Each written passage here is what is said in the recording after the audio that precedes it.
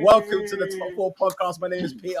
I'm still an Arsenal fan. I'm joined by Oscar, FA Cup finalist, a Chelsea fan. Been Chelsea since youth, but couldn't get a game on loan at Palace. It just wasn't the same. In centre mid now, he's playing every week. Lewis Shums Balak. It's Ruben Loftus-Cheek. It's Ruben Loftus-Cheek. Come on, boys. Another final. That's a tune. Let's go. I'm not gonna lie. I am joined by Robinho, a Manchester United fan. Mandem, I don't know who is getting that fourth spot, but no one deserves it. Not one bit. Not at all. And none of you are surprised by that, in all fairness. And I'm joined by AD, a Liverpool fan, another FA Cup finalist. Yeah, the mute settings. You settings. Oh, we can't hear you. Oh, we can't hear you, Adrian. Stinker. That's what he thinks about his FA Cup triumph. Let's put it that way. I'm joined by David, an Arsenal fan. How generous are we this weekend? This midweek. We have been hoodwinked, bamboozled, led astray, run amok, and flat out deceived. I've had enough. Get him out of here. Get him out. Hey, Peter, do you want to go for take two on that introduction for Adrian? And I'm joined by Adrian, an FA Cup finalist, a Liverpool fan. What's going on, AD? Ale. Imagine, this is what a proper quadruple looks like. I ain't talking about no 79 points in the league. I ain't talking about no winning 2 games in Champions League stages. This is what we call elite top-level ball. We're here for it all, baby. We're here for it all. We're here for it all. Hey, yo, AD, check your mic settings and then make sure it's coming out your headphones, because I think it's coming out your laptop or your phone. Yeah, it's muffled. It's muffled slightly. Guys, he said quadruple. Muffled settings. Exactly, listen, exactly. Hey, he's got to say it with chest. It's Oscar. possible. Oscar, he's got 7 games to win, and if he wins all 7, he is a quadruple champion. Oh, that's not the case.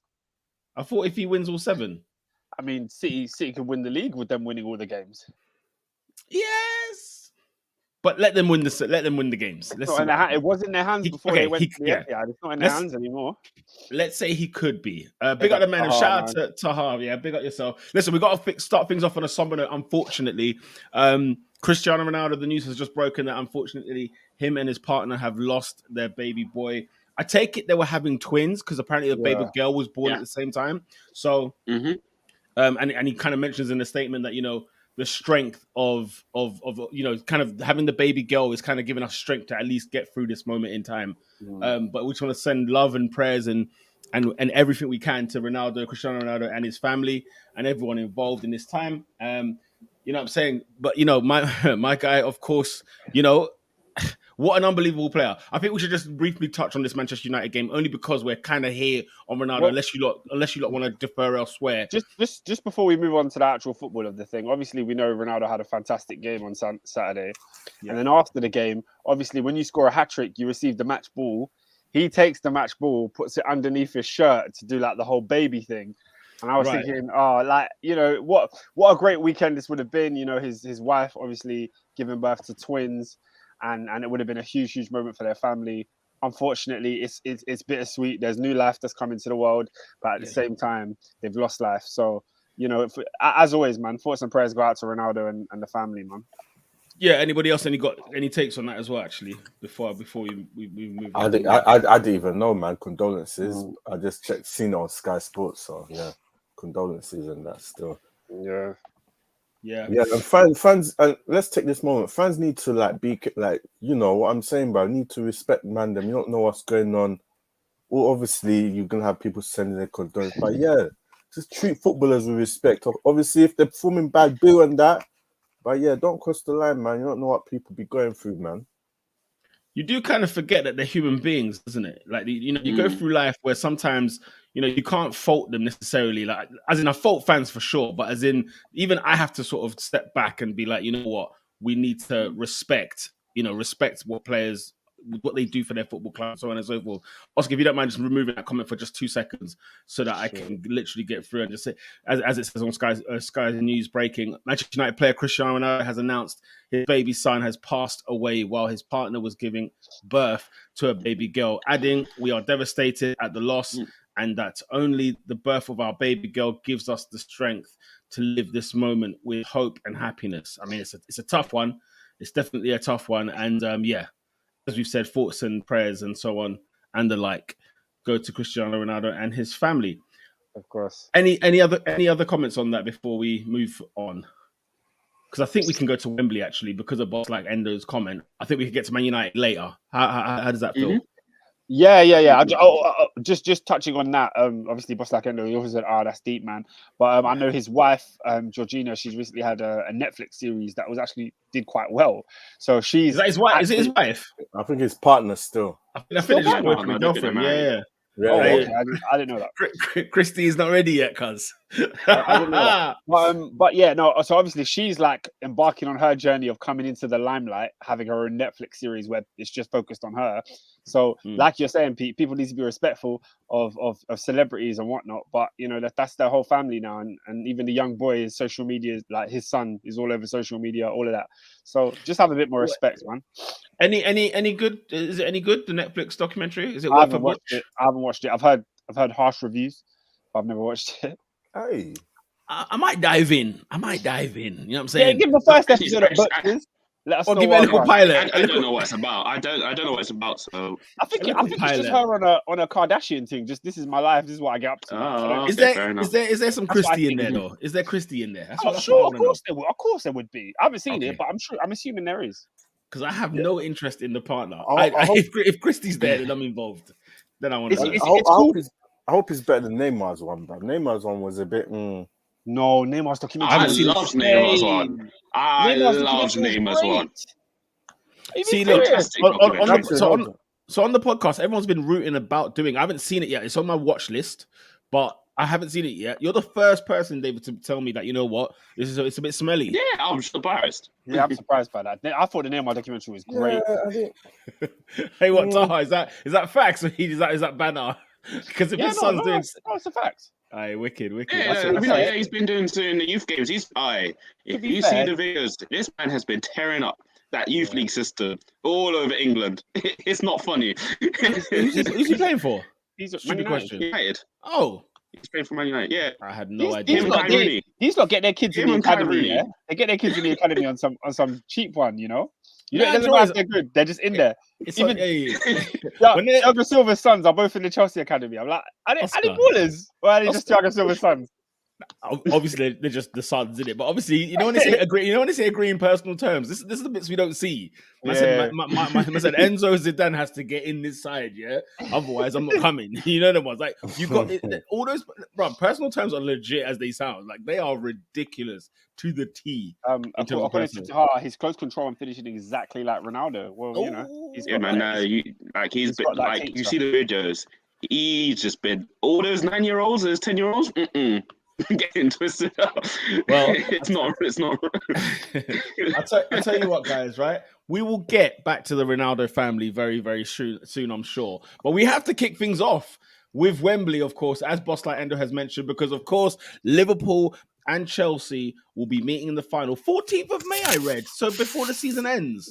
That's a bit of a surprise. It's been before the season ends for like the past for a long time now. Yeah, can't be.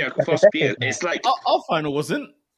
Yeah, that was because it was COVID. COVID had happened, so it ruined the league when we had it. So, all right. What about the last time we won it? We won. It was at the end. When was the last time you won it?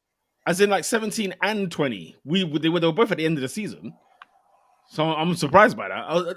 I don't remember it ever being in the season. Before.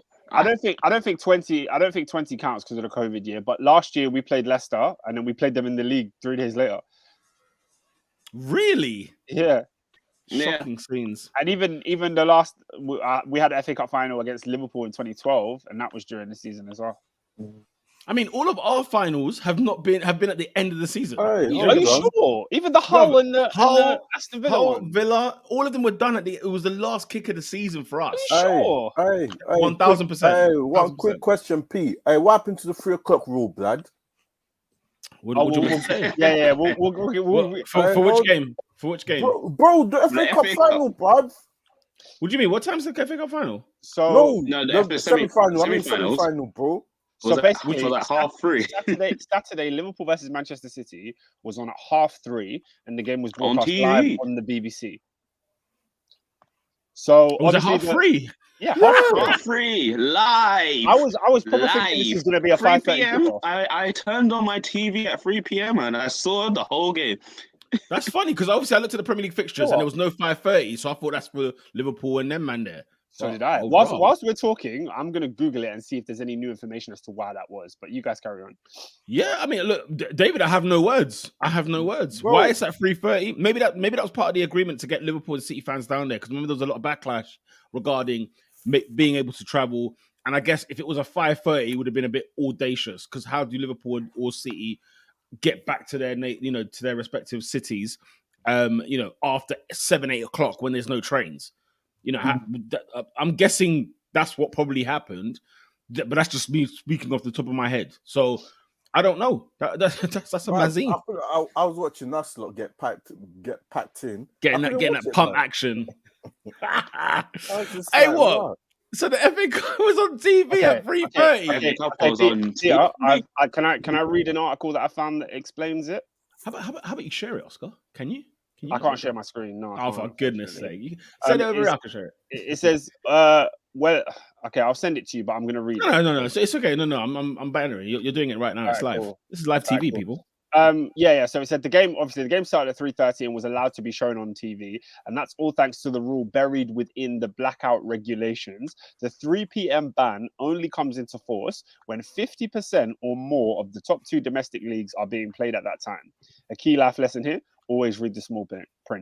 As the championship games take place on Good Friday and Easter Monday, today I watched a lot of championship games, so that makes sense. While there are just 3 Premier League fixtures, United, Norwich, Southampton, Arsenal, and Watford, Brentford, that were played on that 3 p.m. Saturday, Manchester City versus Liverpool can be broadcast on BBC One. So apparently it's to do with the level of top flight games that are currently going on at that time. What's top flight? What's considered top flight? They just said the top 2 leagues, so it's Championship and Premier League. That's what they considered it. So because of the FA Cup, that meant there weren't Premier League games. Like 4 of the Premier League fixtures were removed anyway, and the rest were played then. Well, that's a joke. So this proves to me that the rule probably shouldn't exist anymore. It's dumb. That's what it is. Do you know what? Go on, Oscar. The reason I say that is because I thought the rule was in place for the lower leagues. I didn't realize it was in place for the top tier. I thought it was in place for like League 2, Ryman, all these teams that are playing at 3 p.m. I thought it was like, so you Man go said Ryman. What year is this? I thought I don't even know. What year are we in? The shop is still about. The shop is still about. No, surely it's the Vanarama now. It's been Vanarama for a few times. It was Blue Square, it was Ryman, it was LV Dan.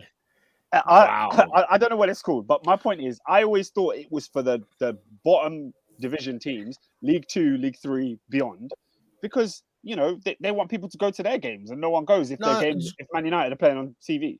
Yeah, no. I read that and learned that it was during the 60s and after the World War, basically, where fans stopped going to games from top to bottom. And in order to get fans going back to games, it was to sort of like, let's take away the broadcasting. Sort of, if you put it on TV, one of them, it was one of the wars. Anyway, it was one of the wars. But I remember reading something, and I want to say the last one. I'm guessing the last one that England were involved in. Are you talking about World War II that ended in 1945? Yeah. Sorry, not the 60s. Were there games on TV in 1945? Yeah, bro. Since the football league existed since the 1800s, bro, and it was on TV. But how long has television existed? No, okay, yes, of course, television. But when television came in, around what time? We're going down a rabbit hole. I have no idea. We're in a massive rabbit hole. But I remember that it was introduced. Well, it was probably introduced as soon as TV began. So a case of like, we're worried about fans not getting in, and that included your top dogs, your Liverpools, your Uniteds, and whatever else. So, you're right. It should go. We all agree that it should be gone. Joke, bro. And I think on this occasion, what it did is it exposed it a little bit, because I think that sort of, the rule in terms of like, circumstances wasn't for things like this.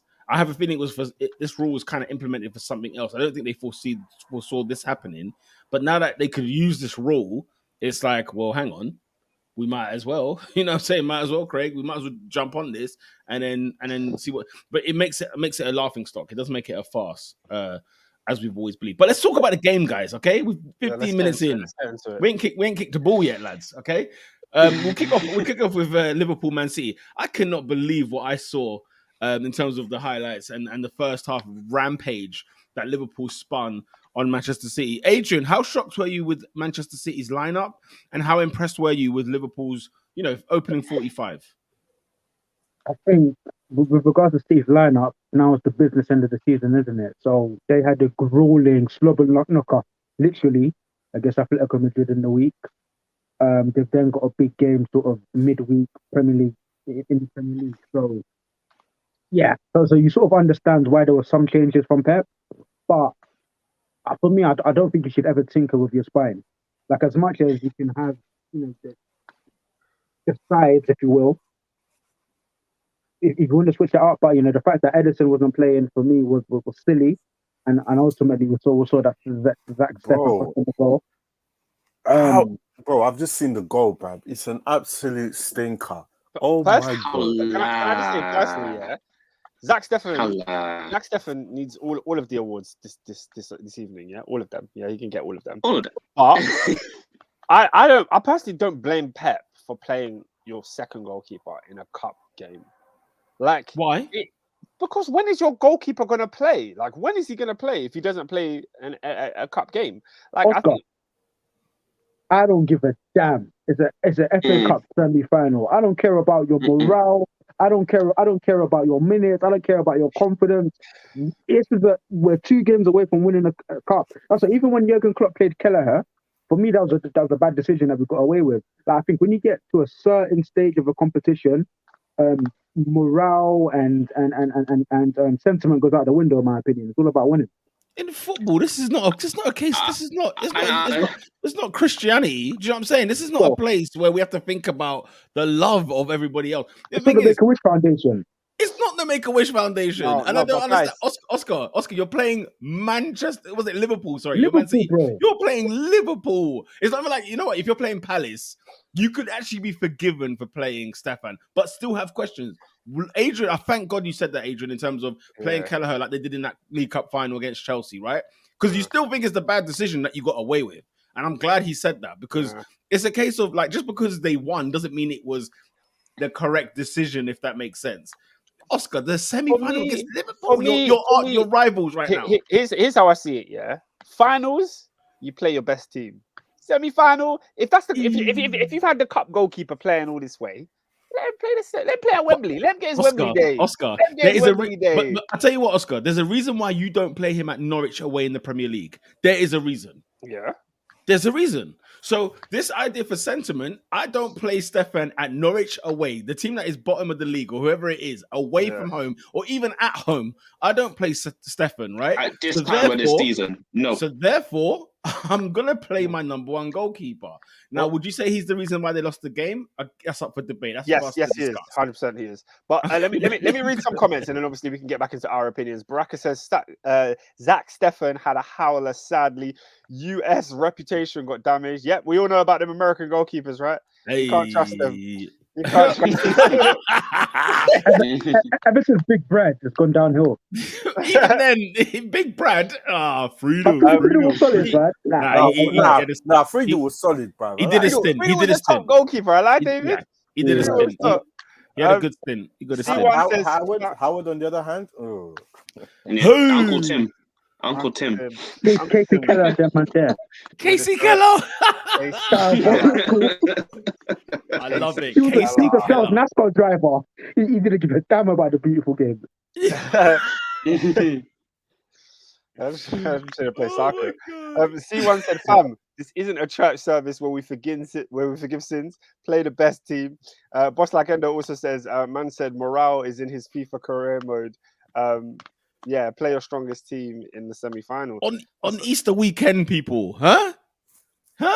Show some respect. We need to be playing our best goalkeepers in the cup semi-final. It's a matter of opinion. I don't think there's a right or wrong in this one, to be honest. I also think the fact that City had a treble on the line here, I don't give a damn. 7 games to go. Play your best team. You go all in. I'm more concerned with the other players. I'm more concerned with your, you're playing Zinchenko, you're playing Fernandinho, who hasn't started a game in a long time. You're playing. I question that too. That's why when I saw the lineup, I said, Pep, what's going on here? I was like, I'm looking at Liverpool, who played pretty much their first 11, and then I saw Sancho starting, I saw Nathan Ake starting. I said, what's going on here? Are they that banged up from Atleti? Like, did they actually fight that hard in the hallway? But hey, it was a rough, tough game on a Wednesday night in Madrid. It was not easy. It was not easy. And I think, you know what? I think we saw live and direct. Pep Guardiola picks one. He said, you know what? This FA Cup, we could give it a miss this year. Because even when, and I've got an opinion that if it was 2-0, I think we would have saw KDB come on at some point. But Pep looks at it and he said, you know what? Game's done. I'm losing this battle. But ultimately, if I win the league and if I win the European Cup, I've won the war. So I think Pep Guardiola looked at it and he said, Laporta, you know what? You're not quite right. I'm not going to risk you. Obviously, Kyle Walker was injured. KDB had a knock. I think Gunnar had a knock as well. So I think what we saw was the manager look at it and say, you know what? Let's live to fight another day. I also question why Mahrez wasn't brought on earlier. Because I was watching that, I said, no, Mahrez needs to come on. I thought because as soon as he came on, changed the game for City, even with the mishap that they were having in the middle. So that's the only other thing I questioned. I said Mahrez came on way too late. Because I thought it could have been easily 3-3. It could have been 3-3 with the chances that City had in that second half. Jesus in particular missing a couple. I know. The only thing I would think of is that maybe Mahrez is fasting, isn't it? So that man, how much pressure you want to put on them? That sun. That Wembley sun was bright. It was beaming. It was beaming. I just want to. Guitar. What's going on here, guys? It was a hot day, man. It was a hot day. I saw pure heat. That's all I saw. Don't get me wrong. I was on the roads. With the guns out. But I mean, nonetheless, you said the guns were out. With the calves out too. Nah, no calf. Not a calf. Nah, not a calf. It was calf weather, man. It was calf weather. Yeah, looking like a hella quad. Boss like Endo says, I was at the game. Our fans were outstanding. Thiago is too saucy. Boss like, tell us a bit more about your experience at the game at Wembley. Oh, big up to Boss like for being at the game. AD obviously not AD's not a real fan, innit? Obviously, you can't. I know. Clearly not, man. What's it called? AD, get yourself a ticket for the final, mate. There's always a chance. Let me tell you something. So AD, if you're not representing the Top 4 podcast at Wembley, yeah, questions will be asked you about your contract next season. That's what I'll say. Big up Melino. I'll be at Fox Park or something. Hey, big up to Melino. What's going on? What's it called? No, for sure. Like you better be there representing. That's what I'm saying. Yeah, I do also agree with Adrian's. I agree with Adrian's point though, in terms of Pep thinking, I've got a league and a Champions League to fight for, and I think this loss has just told him he's got everything. In terms of the league, I think they've got literally the bottom half of the table left, City, as far as I can remember, every single game all the way to the final, and then Real Madrid in between next week. So. Yeah, Pep, that's the only thing that Liverpool has on. They still got quote-unquote big teams still to play that could throw them away. I don't see it happening, but it's going to be a good run into the season. But we'll see what happens. We'll see. Thing is, though, I don't understand why we can't play Wednesday, Saturday. Why has this all of a sudden become a thing of, because I played midweek or I've got, Real in a few days' time, I then will play Zinchenko, I'll play Zach Steffen, I'll play whatever. Like, had it been Manchester United at home, for say Man City's fixtures were Man United at home, Real Madrid away, and then Liverpool the weekend after, there's going to be full 11s for those 3 fixtures. Who says that? Why are we doing that? I think that's harsh, man. I don't think that's true. I think that's just not. It's never happened. Listen, bruv, we used to watch teams who would play. I mean, good Mourinho teams, for example, at Chelsea, right? He would have a squad of maybe about 15. He wouldn't even use 10 of his squad, right? And it would be that 15 that would within. Obviously, you get a couple subs here and there, but like we're talking about the course of a season, not even just like the crunch time. Of the season. Pete. My question would then back to you be: how many trebles did Mourinho win at Chelsea? But who else has won the trebles? Nobody else has won them. Manchester United won a treble. Yeah, but Man United. Okay, we're going back to 1999. Yeah. Well, I'm talking about in terms of all these teams that have mixed and matched and tried to win every competition and have dropped some competitions and da. I'm talking about why don't you just give it your best in every game? I'm not saying that you're going to be. I think that's easier said than done. I think that's easier said than done. The players are tired. If they're tired, if they're exhausted, you're not going to get the best of those players. Do you know what? Can I say something that's funny? Can I say what's funny? We're not even watching players that are knackered at Liverpool or Man City. We haven't even been graced with that yet to say, do you know what? Because I mean, look at them. I disagree. Liverpool. There was a period of like 3 or 4 games. There was a period in that game they looked knackered. There was a period they looked knackered. Look, I'm not saying we rested in midweek as well. You don't end the game still full of beans. I'm not saying that, right? What I'm saying is, of course, you're going to put out all the exertion in that game, in those 90 minutes. You should be dead on your feet. You should have nothing left when you leave the pitch, right? Cliche. However, the players have gone in the next day. They've had a day of rest, maybe go and do some recovery session. They're back to training, and off they go to their next game. And ready for war, ready to fight another day because of their strength and conditioning. As an Arsenal fan, can't you understand that one of the best Arsenal teams ever done the Premier League, completely demolished it, unbeaten, but in the cups they were unable to go the distance and beat the teams that they beat in the league already. So it wasn't about quality. Wait. If you want to bring up Arsenal's cup competitions in those high days, do you remember the squads that Wenger put out? I don't think you remember. Because we would, like for example, when we lost to Man United in that semi-final in 2004, he benched Thierry Henry and the like, and we were sitting there like, "What are you doing?" Right against Chelsea in the Champions League semi-final. No benches.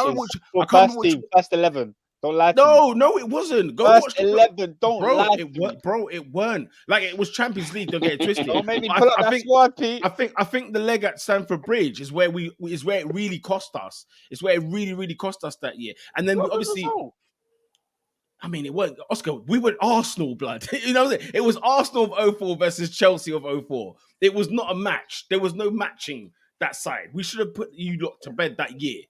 You understand what I'm saying? You lost it in the second leg, and you played your first team. I don't think this is a fatigue thing. Like you're trying to run on both fronts. It wasn't about us. Oscar. Arsenal did not go out to Chelsea in the Champions League, nor go out to Man United in the FA Cup of that same week. We beat Liverpool 4-2. We did not go out. We did not go out to those teams. Wait there. We didn't go out to them because we didn't go out of those teams because of fatigue. That's not what happened. No, but you went out because of that succession of those games. Yeah. You had an FA Cup game, a Champions League game, and a league game. We won one game. We won one game, which was the last one of the lot, which was against Liverpool. And we were 2-0 down or 2-1 down at half time. You didn't have a choice but to win. It was all you had left. Come on. No, I believe in play your best team every single match, and when it starts to get a bit ropey and a bit tired, start changing it up a little bit. How do we know what ropey is? You know what I mean? How do we know? Let's see. Guys, there's a reason why there's never been a treble since '99, bro. Well, I could rely on Andy Cole, Dwight York, Sheringham, and Solskjaer, bro. The squad, the rotation is amazing, cuz. Obviously, came with 4 strikers. Obviously, there's a bit of luck, like you get that FA Cup semi-final where Bergkamp misses a penalty or whatever happened that day. So it's a little bit of luck, but then you got the squad to rotate and all that, Yeah. Listen, you can bring players off the bench. That's what I call rotation, right? You've got good quality coming off the bench and saying, rags. But I don't see man starting Zach Stefter, whatever his name is, right? I don't see the Zinchenko's of this Zach Efron. I didn't say Efron.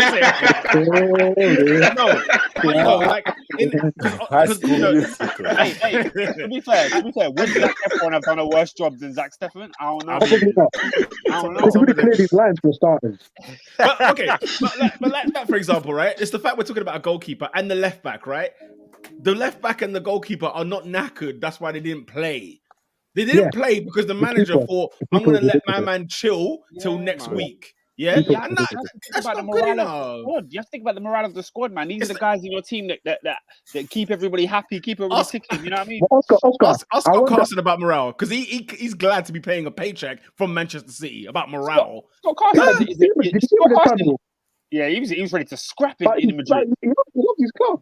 He was ready to scrap it in Madrid. Listen, No, he loves his club. No, He's got hold 20 on. clubs. What is he doing there? What is he doing there, bro? No. But David, players like Scott Carson, they're glorified trainers. They're there to make sure Edison and Steffen are ready for match day. That's what they're there to do. They're Hey, not there no, to play. this is making me question Guardiola's thing, but why is he your goalkeeper? Question the thing, David. This is what I'm trying to say. No. This is what I'm trying to say. Man, the goalkeeping coach. Mate, we no one. have Lee Grant doing the exact same thing. What is he Listen, doing? no one is going to tell me about Pep Guardiola's decision in terms of his starting 11 was justified. We cannot. Wait, can I ask a question? We Can I ask a cannot. question? Who's Arsenal's third goalkeeper? Whew.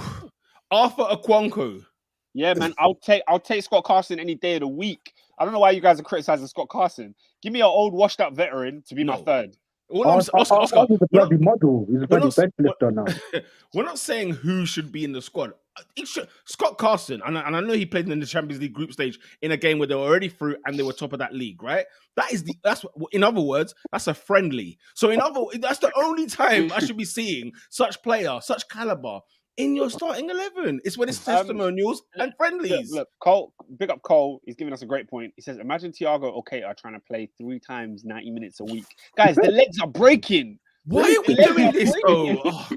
No, I think that's all breaking. We've all due respect, Cole. Look at the names he mentioned. Wait there. No, listen. Okay, I understand. Yeah, the legs are breaking. I get the banter. But with all due respect, what these guys get paid thousands a week because they can do that job. It's irrelevant. Because they can do that job. They can play 390 minutes in a week. They can do that, guys. At this level, bro, semi-finals every other day. League decisive. Okay. Every game in the league is decisive. First of all, one of those semi-finals or quarterfinals, whatever we've just had, it featured Benfica. Who did you have in the league last? Who was your last league game? No, but if you look at Manchester City last. Yeah, but bro, City. So look, I think our run was Benfica. We played a really, really strong team. Man City, and we slapped them up. Man City, we played a really, really strong team. And then guess what? When we played the return leg at Anfield against Benfica, we made like 8 changes, bro. And you knew that was playing with God's grace. Even you would agree with that. No, but we had to. But why? If you've worked hard enough to get a 2-goal away lead, and you can make life easier for yourself in the long run, why don't you switch it up a little bit? That's why you've got a squad, bro. Otherwise, what's the point playing these people? How many changes did he make? Klopp. He made like 8. Exactly. Changes. If you said 1 or 2 or 3, I'm with you. But when you change 8, I mean, come on, he's put out a new 11. Yeah, you say that, but then guess what? Liverpool and you drew 3-3, right? Yeah, that's fine because we've done the hard yards away in Benfica. And then guess what, bro? Why do you think, flash forward to Saturday, Liverpool was so fresh? They were at it. They were hustling. They were harrying. They were for every inch Man City took, Liverpool took a damn yard. Why? Why do you think? I won't argue that Liverpool resting their players midweek made them fresher on the weekend. That's not my argument. But my argument also is that if Liverpool actually played their best 11 in midweek and then played them again this weekend, you're still knocking out City because City went and rotated their squad anyway on the weekend, didn't they? They changed this completely. Klopp wasn't to know that. No. But I just think it's overstated for us to change squads because we've got 3 games in 1 week. I mean, come on. This is what the football is. When you play European football and you're in the Premier League, this is the bread and butter of your week. I would be funny, but okay, Zach Steffen aside, the right back is 50 million quid. The centre half is 50 million quid. The other centre half is 40 million quid. Zinchenko's a decent player. They play Phil Foden. Jack Grealish is 100 million pounds. Gabriel Jesus is a decent player. But then who else was there? You know, Ronaldo. Fernandinho. He's not what he was 2 or 3 years ago. Still a really. Let's not act like Pep Guardiola threw on the under-18s here. Like, Yeah, absolutely not.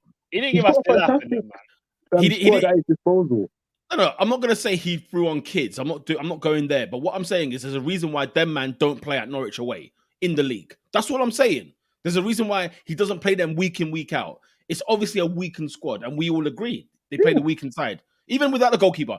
If they put Edison back there, it's still a weakened side that would have played, you know, Madrid this week, for example, or whenever it is you guys are playing. Whenever the Champions League is. Listen, I'm so lost in Champions League football. I don't even know what that is anymore. Okay. Anyway, Can I get some more yes, comments? please. Shout out to Cole. He says money can't fix their Weetabix legs. It's just a fact. Melina says not looking good for Arsenal. We will get to Arsenal very, very soon. Don't you worry. Melina, we need to stand by each other, okay? All the Arsenal fandom right now is losing the plot, okay? We need to stick together, all right? Yeah. And we'll get through these weeks. Flipping hell. Hey, I was watching Melina's stream midweek, yeah, and she was talking about how horrible it was to lose to Brighton, and then you went and lost on the weekend anyway. Crazy, but we'll talk about that later. We'll get there. We'll get there. Boss Like Endo says, "Yo, does AD have new Liverpool merch every week? How much are FSG and Nike paying you to advertise their clothing?" Adrian, that's one for you. This guy, man, obviously.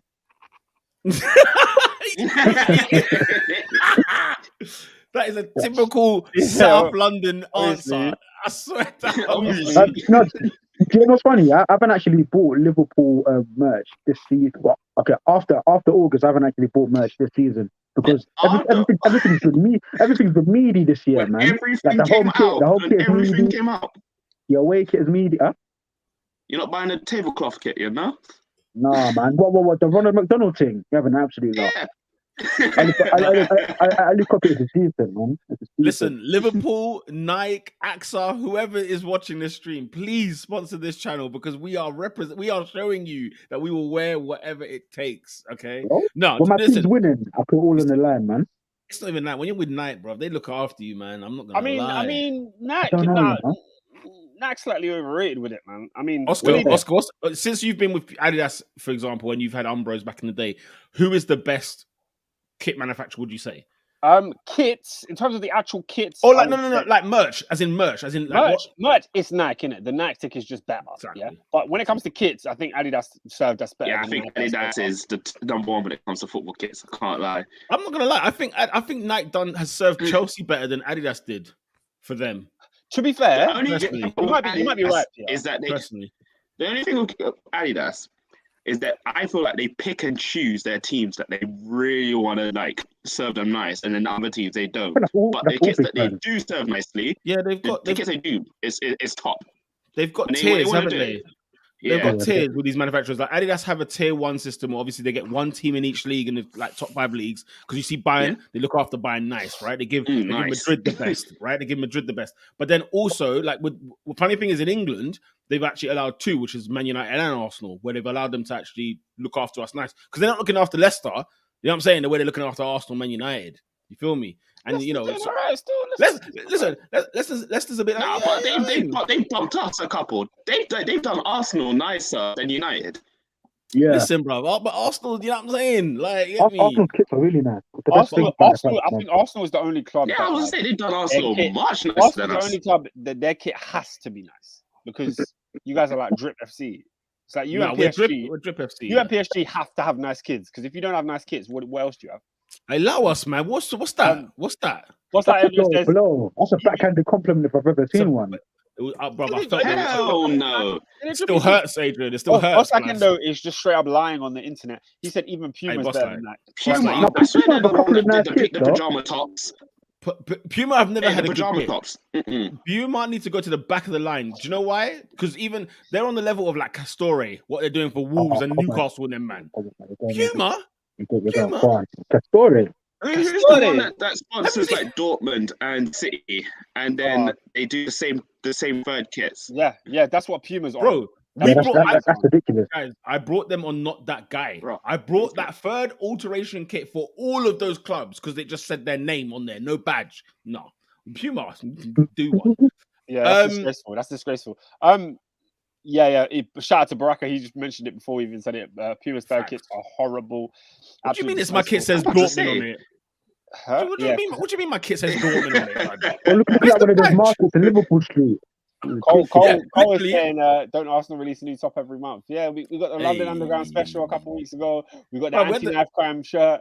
Don't forget the Stella McCartney. Bro, we're making it up. We are making it up as we go along. Cole, give it a minute, by the way. Something else is dropping soon. Just give it a minute. You heard it here first on top of He's got a hookup. Peter knows about the Arsenal merch. All the latest releases. You heard it here first. Pete, I'm guessing we should quickly touch back on the football before we move on from this game. C1 says Thiago is a jugador. What a footballer. Arguably the best technician in the Premier League. Love him. Absolutely love the player. If you don't like Thiago, you're the problem. Like he's a bloody good player to watch. And the biggest critique you have of him is availability. He barely has any. Yep. But my God, he's good to watch. He's bloody good when he's there, oof. Yeah, what's not to like? Adrian, you can mull over.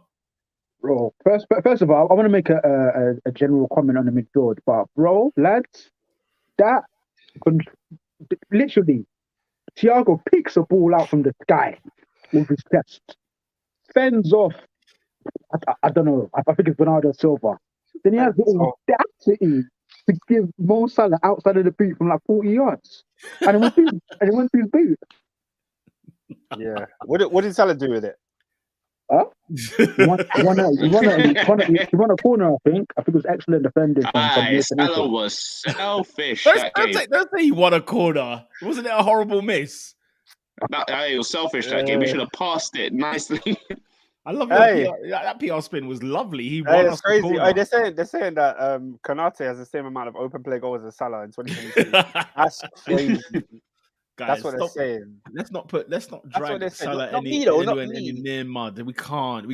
How stupid are we? He's still the top Premier League goal scorer, scoring a goal for a year. Peter, they said on this podcast, Salah should win the Ballon d'Or. So we're holding him to Ballon d'Or standards.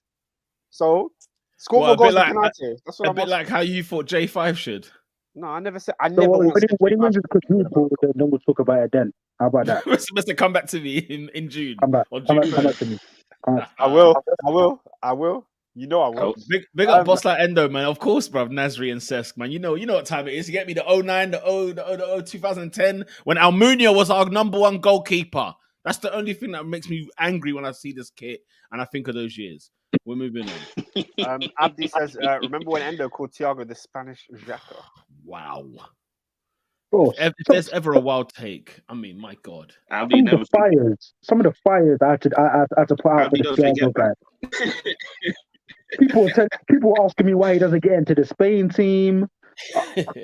So that he can't run. I said, just wait. Wait on it. Just watch. Oscar, a couple of stats before we leave Liverpool talk. First of all, Liverpool. Every time Liverpool have won the League Cup, they've gone to the FA Cup final and have won the FA Cup final. So I'll put that in the ether. 2001. That's incorrect, though. Yeah. What do you mean? When did you win the League Cup and lose the FA Cup final in the same year? 2012 against Chelsea. Oh, I thought you won it. Oh, against Chelsea. So Peter, put that stat there. No. Okay. Let me change it.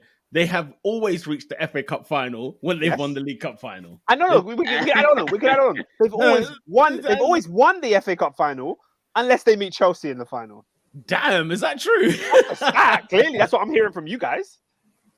Someone surely has beaten Liverpool other than Chelsea in the FA Cup final. Come on. When they've won the League Cup, I think it's only us that has to do the deed. Okay, also, Sadio Mane has got 9 goals against Manchester City. He's only one more team has he scored more goals against, and that's Crystal Palace with 13. You should have made us guess that.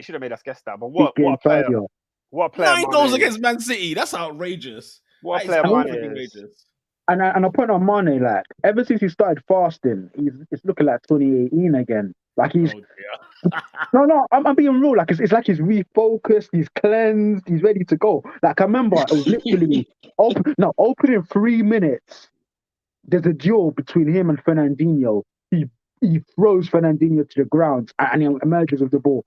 I said, today is the day. I don't know. Sadio Mane looks we're focused. Because I remember when obviously Luis Diaz came in and like they were like, who's on the chopping block here? You know, Jota was in form. You're not going to drop Salah, so early left Sadio Mane, but he's come out fighting and he's like, you know what? Yeah, man, I'm still here. I'm still here. Do you know what I find funny with that comment in terms of like whose head's on the chopping block type of thing? It's funny because Man City, when they sign a winger, we don't think that question. We just look at them adding to the plate. Do you know the one? Peter, they're cooking what's happening? No, Peter, Mane has 10 goals against City. Okay, well, I'll tell you what then. Blame Opta. Yeah, I've got this. Since he's arrived in 2014, he has scored 9 goals against Manchester City. Endo over Opta still. But yeah, it's up to Endo, isn't it? I don't know, Adrian, if you want to do that. Endo was one of the people you were fighting against for Thiago. No. I think there's one thing, but a fact, and he's probably counting Southampton. So he's probably saying this one includes Southampton. This is not just Liverpool. It says the stat is since he's arrived in England since 2014, he's got 9 goals against Manchester City. That's what this says.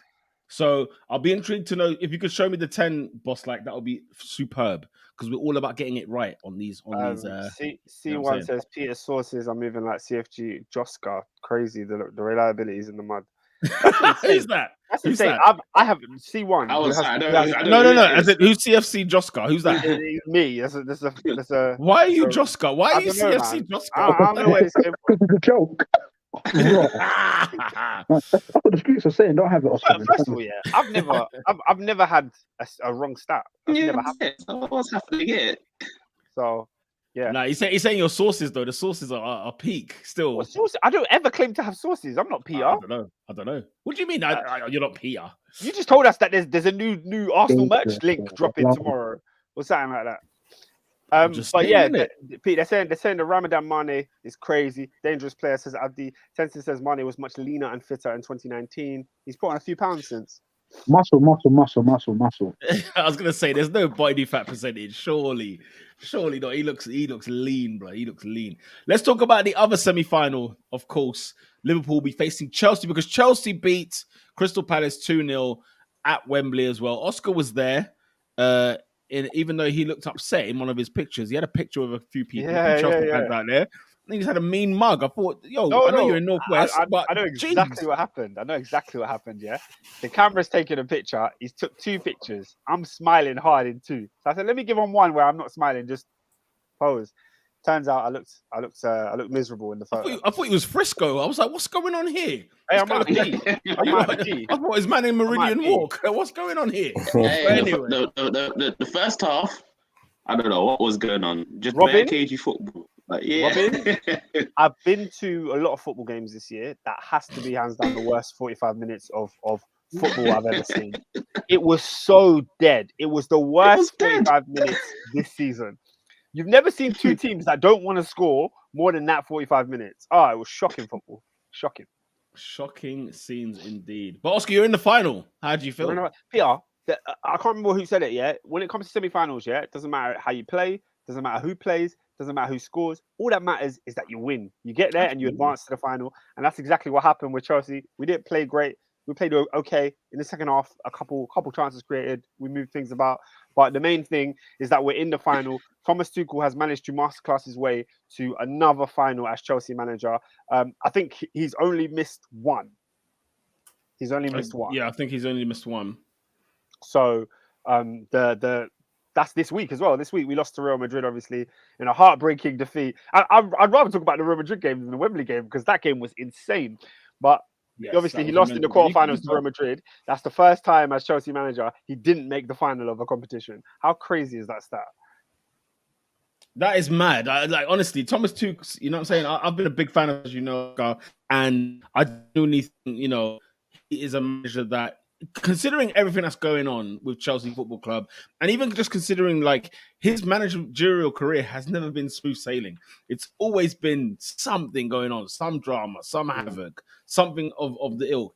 And in fairness to him, he's handled the situation well. Now, maybe, should it even affect him? I guess not. But it's just because, the way the media press are in England, they're asking him difficult questions. And yet, after a defeat like that, in Madrid, because of course I would not be surprised if Chelsea had lost on the weekend, because to lose the manner in which they lost against Real Madrid, you would definitely think, you know what, the wind is taken out of their sails. They just, I would forgive them for not recovering. It's crazy because everyone was. Yeah, go on, Robin.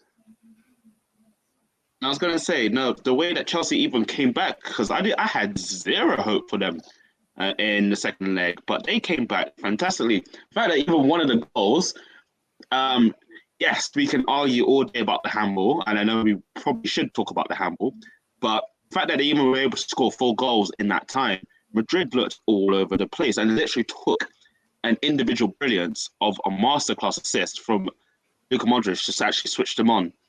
Now, Chelsea did fantastically well, and it's just unfortunate how they went out. But it is what it is. So that's all I want to say about that. Yeah, man, the Champions League. This is why we love the Champions League, innit? It's cruel, it's heartbreaking, it shows no mercy. You know what I mean? It's a beautiful competition in that respect. But like Chelsea turned up, man. Chelsea turned up, and we tend to have a way of playing average in normal games, but turning up in the big games, like we did against Liverpool in the League Cup final. We actually put in a good performance despite being on horrible form. I think we expected Chelsea to turn up that way in the first leg. The fact that the first leg was an abysmal performance, we had it all to do in the second leg. And when we did it all, we actually went 3-0 up. We had no more energy left to actually defend and track your runners and mark your men and finish off that extra time. So credit to Real Madrid, credit to Karim Benzema, one of the best strikers in the world, slapped us, dunked on our heads. Would you say you were abysmal? Because I think that's harsh. Because I just genuinely think Madrid had probably 3 shots on goal in that game at Stamford Bridge and scored all 3. They had more than 3. No, but as in, like, it felt like to me, okay, they did, obviously they knocked on the door a few times, but I don't think the performance was abysmal. I think that's a bit harsh. I think it was when there were so many mistakes in some of the build-up. I think Benzema's second goal at Stamford Bridge was insane. That was quality. But for the first goal, I remember Robin saying on the podcast and in the group chat that, some of the build-up play that Real Madrid were able to get in our right-hand side was due to poor defending from Christensen and Reece James. And then Vinicius hit the bar in the first leg. Benzema missed the sitter in the first leg, and then we gave them that third goal. So a lot of it was down to our errors. A lot of us was just us being poor. So I do have to fault my players in that first game because we let it slip. The second game, I wouldn't say fantastic. No, I don't disagree that you should fault your players. I wasn't saying that. I was just saying because it's just sort of the way you were saying that you were abysmal in the first leg. Right. I just thought, you know what, you don't weren't Chelsea that we know, but at the same time, it's like how lucky were Madrid to score like kind of 90% of their chances. It felt like, well, that's how it felt. Okay, well, let me read some of these comments and then we can move on to Premier League action. Iklas says, Reece James is a beast. Also a big goal for Ruben Loftus-Cheek. I reckon we'll beat Liverpool at Wembley. Law of averages and all that. I don't know what Adrian thinks about that. But Boss Like Endo is saying, we meet again. See you at Wembley. Yeah, I mean, I don't know if I can even be confident in this stat anymore because I'm getting rinsed for my stats at the moment. But Chelsea have reached their 3rd final in a row. Is that safe? Is that safe? Yeah, can we third final in a row in the FA Cup? Sorry, FA Cup final. Yeah, guys, let me tell you. That's a great stat. No, it's not a great stat. Do you know why, Robin? How many have they won, Robin? We lost to Arsenal, which we should have won. We lost to Leicester, which we should have won. We're now going to Liverpool, which is a game where we could conceively lose, and it's not really our fault because they're a better. And you should have won the League Cup as well, but you didn't. But we have to win, and we lost the League Cup final to Liverpool. We have to win this FA Cup. AD, there's nothing more. I need. There's nothing, guys. What do you think I need? I need you to win the FA Cup. That's what I need. I'm on Team Chelsea. I'm on Team Chelsea in this one. Mate, if you can get me a ticket anything that's not Liverpool, I understand. If anything at Club Listen, Wembley, I have never supported Unai Emery in my life, but next week the Yellow Submarine will be singing all day long. Hey, bruv, that one's a tricky one, bruv. Hey, blood. Tricky? What's tricky? Villarreal, bruv. It's a Champions League final. Like, there's gonna be a decent. Like, all teams are gonna be decent. That's the best semi-final you could pick.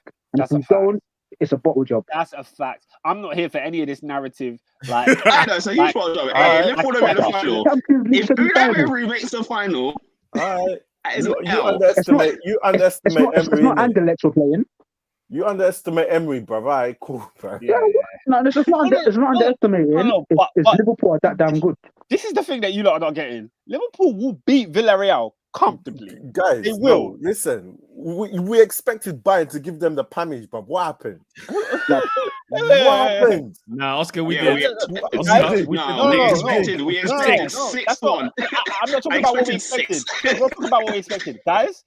Bayern are not Liverpool, and I've been telling you lot this for years. Yeah, All right. Bayern are not Liverpool. Well, even when Liverpool and Bayern won the City- Champions League, he's been telling us for years. Adrian, did I not say when Bayern won the Champions League, I felt like Liverpool were a better team that year? Did I not say that? Yeah, 2020 was it? Yeah, you did say that. Come on, man. I've been Alright. on this train. I've been on this train. Don't They come get and slapped. What? Don't The come- Hands don't- Bayern, yeah? I think I it's don't want But no excuses. if I see a Chikwueze 1-0, Don't make any. I don't hear no excuses. There's I no like such thing. Parejo, you know. Hey, You've where's been Parejo, warned. bro? And Gerard. You've been warned. I don't hear no Don't- excuses. Don't get twisted, man. Them. I'm rooting for Villarreal. 100%. Oh, not every mama. Are you dumb? Every says, Unai Emery song is coming out. Unai Emery winning Europa Leagues and Champions League semis whilst Arteta bustling top four with no Europe. Inject it into my veins. Inject Oh, goodness gracious. Yeah, Are we going Steve1 there? talking about the FA Cup final. He says we need to make it a decent season. I'm guess we're just going to wrap up. Abdi's latest comment made me laugh. Dear Ramadan Juma. Danjuma. cooking. Or Ramadan Dan Juma. My bad. He's cooking, man. But we've got Ramadan, Kanate, Salah. Actually, to be fair, not Salah, but Kanate, Keita, Ramani. So Guys, Yeah. guys. Nah, man. It's not. Salah, you don't look hungry. You don't look like he's there at the moment. It's not Ramadan Salah, man. It's Christmas Salah. That's the guy you got. Yeah, it's Christmas Salah at the moment. All I'm saying is, It's Christmas Salah, you're right. Go watch some Villarreal football, guys. You will go to bed. So don't get excited. It is awful. It is awful. You know, the fact they're here, the fact that they're here speaks the miracles. Tahar, facts. They'll be happy Facts. with a 1-0 loss. Take to the second. No, they will. They will. What? Mate, that will Why? feed into. There's not even away goals. There's no reason you'd be happy with a 1-0 loss. Because you know they will get that one goal, extra time, penalties. They'll Where- score where 11 is- pens. And it's long. Salah is a different breed. We're not Man United, unfortunately. Man said Easter Salah is a different breed. Come on. Hey, man. Hey. Yeah, for real, man. I actually want to see like Salah's numbers in like the festive seasons of Christmas and Easter. I'm sure it's horrific. I'm sure it must be like 5 goals in like 18 games or something astronomically bad like that. It's crazy, man. Ever since he dropped that Christmas picture. I try to send one up for Jesus, and then people were at him. I think he scored like 2 goals since that for Liverpool. Since Christmas, he scored 2 goals for Liverpool. Correct me if I'm I'm pretty wrong. sure they were both penalties. I swear he bangs out a tree every year, though. I swear that's just. Yeah, I swear yeah. that's Every year before it goes off a cliff. That's his thing. Bro. He's on this treating. He's on this treating. Oscar. Pete, can we move on? Yeah, just lastly, 10 games against Crystal Palace. Your last 10, you've won all 10. We can move nicely on. Easy grounds in the Premier League, yeah? Let's speak on it. Yeah, I told you there is easy grounds in the Premier League. You're the one that says there's no easy Alright. ground. Did you beat Palace home and away this year? What? What? Oh no! What? Oh no! Wait, Speak what? to me in the morning. Oscar, who have you not beaten away from home this season? I'm sure I'll find them. Yeah. Correct me if I'm wrong. Did you not? In fact, you drew to Everton at home this season. Don't come. Yeah, Don't come and we're gonna go away, and we're gonna lose and give Frank Lampard 3 points because that's what Chelsea do. I swear if you do, Oscar. I swear down if you do. Let's move. But yeah, but we can move on. So see, watching.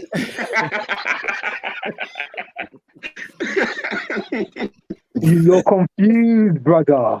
Confused. That's it. One day, inshallah. One day, hallelujah. It's peak, man. We don't know. Fam, as a Christian, I'm dying inside. This is so funny. That's so funny. He doesn't know, man. I can't contain myself. Oh my lord. Okay. See, look, Liverpool, Oh, Chelsea, Man so City. You know what I'm saying? You know, these are So- people that are trying to fight for league titles. You know what I'm saying? Maybe Chelsea is a little step further, but never mind, right? Liverpool, Manchester City, they're up there, right? And there's a real title race going on, isn't there? We can all agree. As we speak. But the top 4 title race, if there is such a thing, right? Guys, it's a frigging disgrace. On the same day where I watched Brighton and Hove Albion beat Tottenham Hotspur. By the way, a rejuvenated Tottenham Hotspur everybody was talking about, right? Give them the beating. I thought, over to you, Arsenal. Okay? Southampton away from home. David, I want to ask you a question. Why have we gone to St. Mary's? Why have we gone to St. Mary's? Why have we gone to St. Mary's and have walked away without a goal past Fraser Forster? Yeah? And then the fact that we haven't got a single point. We didn't get a draw. We lost to a team that got absolutely bent over by Chelsea the week before. See that? It's because Hold on. Easter. The Saints need to win on Easter. That's why. What was Southampton's stats going into this game? I need to remember this. What was their stats going into this game? Because their form has been absolutely awful. They ain't 1 in 7, was it? Something like that. My God. Over to you, Clive, as Arsenal would say. Here you go. You need a result off you. Oh, come along, Peter, David. Peter, talk to me. can I ask you Yeah, a question? go for it. brother. You said you had some things ready to show on the screen. Did you happen to have the picture or the quote from Lacazette's latest interview? I can't, Oscar. I can't. Don't. Do you remember I said to you at one point? Hey, Oscar, you're mean. I said to you at one point. I need to see. Show me. I need to see this. Oh, bro. shall I find it? Hey, David, you're gonna get angry. You're gonna get angry. No, David. show me. I need to see. I need to see it. bro. I'll go and find it for you. However, I said on this podcast that there was a moment in time where that name cannot be mentioned anymore. And I've done well because I've kept him out my mouth for a long, long time. Can you read Melina's Today he has to be mentioned. Today he has to be mentioned. Lack of breath, whatever the words that we've been calling him on this podcast. Like, he offers nothing.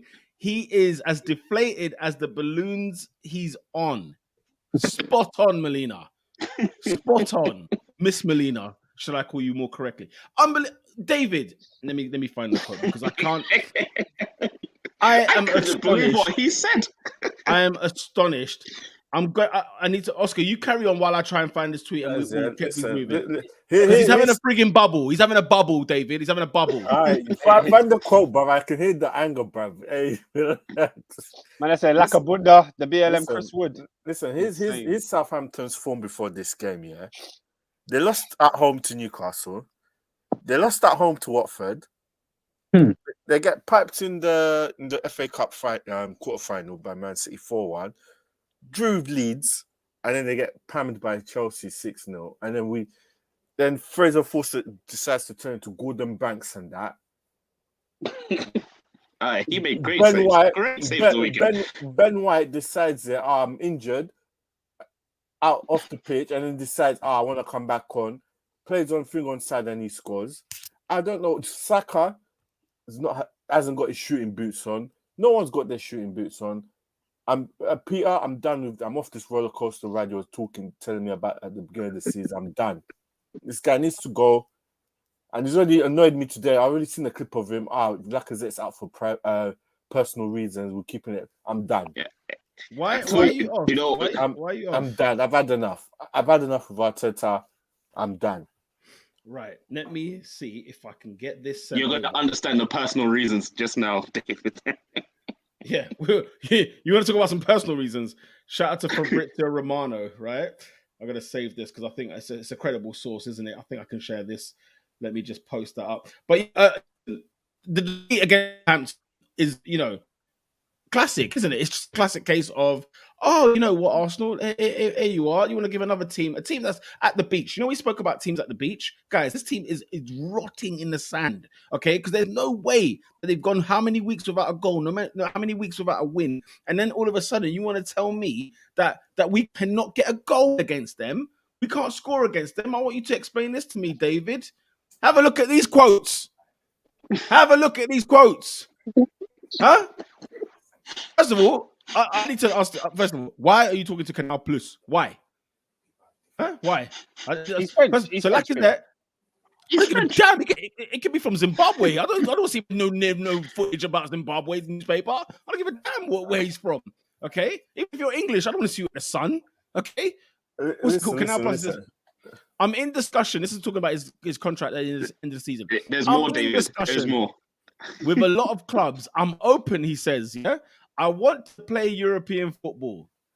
Okay, I never cut contract with Leon since I left. I tried to go back to the club once or twice a year. Leon know that I'm free. We'll see. Do you know what other comments are in this? He says that he wants to play Champions League football. He said, I miss Champions League football. I'm looking for teams that are playing Champions League football. I said, what? Can I make it clear? I don't care. Let me make it clear to you. Since he's joined the football club, we've been out of Champions League football. Okay? Right? And it took Wenger 6 months to realise he's not good enough. So guess what? He went and bought 60 million quid worth of a striker in Pierre-Emerick Aubameyang. Okay? And then, what is going on here? Someone needs to tell me something. What is happening here? Hey. We've not been in Champions League football for 6 years. He is part of that problem. How about you score some goals, Alex, for us, and then we can maybe get into the Champions League? That's what's stopping us right now. It's his goals. As I said, PR, I'm going to Arteta. First of all, the man upstairs, he needs to dip, he needs to cut. But I can't deal with that one right now. At the moment, he has too much peas. Who's the man upstairs? What do you mean? Who's the man upstairs? Cronkey, bruv. Stan. I can't. Why are you bringing him up again? Why are you bringing him up again? Bro, let me land. Let me land, bruv. I said I can't deal with that one. That one, he's got the control. I need Arteta and Edu out of here, bruv. They need to go. Take Vina with you as well. Absolute toll, bruv. David. They've messed up my season. And I told you, Pete, don't get me angry, bruv. I told you, blood, they're going to mess up this thing, guys. I'm off this roller coaster. I'm done with Arteta. I'm done with Edu. I'm done with Vina. It's a wrap, bruv. This club is going nowhere. We're just going to keep going. You see that roundabout outside the armory? We're just going to keep going round and round and round. By the cannons. That's it's going to be going round. Listen. I'm done, bro. But David, though, I said to you get on this roller coaster because I did not say we're going to be in the Champions League. Before a ball was kicked, I said to you we're the 5th best team in the league. Peter. Right? We're the 5th best team in the league. Peter. Okay? And then Tottenham Hotspur went and got Conte, and I said to you, guess what, guys? We are finishing 6th this season. Peter. Okay? And lo and behold, where are we? Peter. I'm not, this is not in isolation, bro. By January, I think around January, we're in top 4, yeah?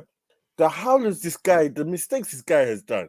You sold Aubameyang on a free, you didn't replace him. You got rid of Callum Chambers on a free or whatever for cheap. You didn't replace him. You replaced him with Cedric, who we know who's not that great. What's he doing taking free kicks? Huh? Guys? Hold on. Guys.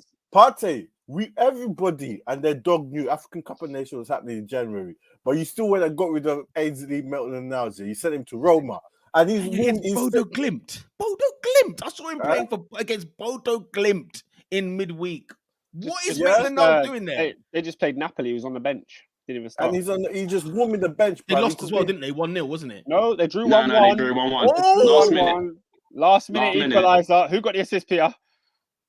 Was it Henrik Mkhitaryan? No. What, Tammy Abraham got the assist? Of course. Yes, Who got the goal? Was it Zaniolo? I can't remember. I just saw Tammy's assist. I think Zaniolo came off. Wait, let me check. Sorry, carry on. I know Zaniolo was down for a little bit. Yeah, I've had enough. Yeah, these kids are young. I can't even blame the kids, bruv. They're not kids. Stop. Let's stop this. What's the kid to you? Let me ask you this question. What's a kid to you? What's a kid to you? How old is Smith Rowe? What's a kid to you? Let's get there first. No. What's the kid first? What's the kid first to you, bro? I'm asking you, what's the kid first, so we can understand the bro, they're just coming to the first team, bro. Saka's how old is Saka? Saka, is he not 22 or 21? How old is Mbappe? Come on, It's bro. 21. All right, let's say no more. We'll move on. I can't remember top of my head. Move on. We'll move on. Don't call it kids. Let's not You call can't it compare kids. Saka to Mbappe, bruv. Come on, man. No, I'm not comparing them. Pete You is one of said them ones kids. where No. he's He one said of them ones said if he's good enough, he's old enough. That's what you're saying. No. It's not what I'm saying. I want to know, what is a kid to you, and then we can move on from there. If a kid to you is up to like 24, then there's no conversation to be had. We can continue. But if a kid is somebody who is like 20 below, then reel him out. Because Odegaard, I heard, was a kid the other day, who's the captain of Norway. He's 23 years old. That one. Okay. Yeah, he done niche. And I already said Odegaard is suspect, but I don't like him, bruv. So don't bring that one around here. Saka, Martinelli, Smith Rowe, them man have carried us. Do you know what I find? The burden is too heavy. The burden's too heavy for them, bruv. Do you know what I find funny though, David, is that you bringing up his mistakes of just this year. And in fact, let me bring Adrian to the table, because Adrian seems to be the biggest advocate of Michael Arthur since he's joined the club. And I want to understand, what on earth are you thinking? And then secondly, I want you to answer as well, why should he continue to be the leader of and be the dictator of this nation? Wow, that's mad. Is it? No, I'm just saying that statement is a bit. Is it? Oh, interesting. We've got a squad of 18 players, David. I want you to explain that to me. I've already said it, bruv. Oh, He's okay. a howler. Adrian, step forward. I want you to know why should he still be the manager of this football club? Hey, you're muted, bro. Adrian, he has no words. No, what he's telling us. No, what he's telling us. He has no words. He hasn't got a defense for him. That's what he's saying to us. Because when I had a moan and whinge about finishing 8th twice, not being acceptable, guess what, guys? The thing is, you know what you man said to me, if we don't get top 4, we've bottled it. And I said, no, guys, it's not that. We still got the big games to play, right? Yeah. But I did not see us losing. And I think we've got only one goal against Brighton, Palace, Southampton.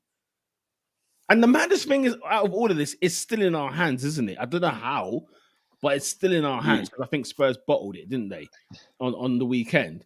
In the same way Man United lost to Everton, which was actually a massive win for us. I'm still without even pissed off with that. And you did what you could to lose to Norwich. I mean, you did everything you could to draw with them anyway. But Baraka, you're absolutely right. It is confusing. Like, it is a bumpy ride. It's all long. I'm tired, bro. I can't. But David, he's not going anywhere. He's going to get a new contract at the end of the season. They give him a new contract. I'm done, bro.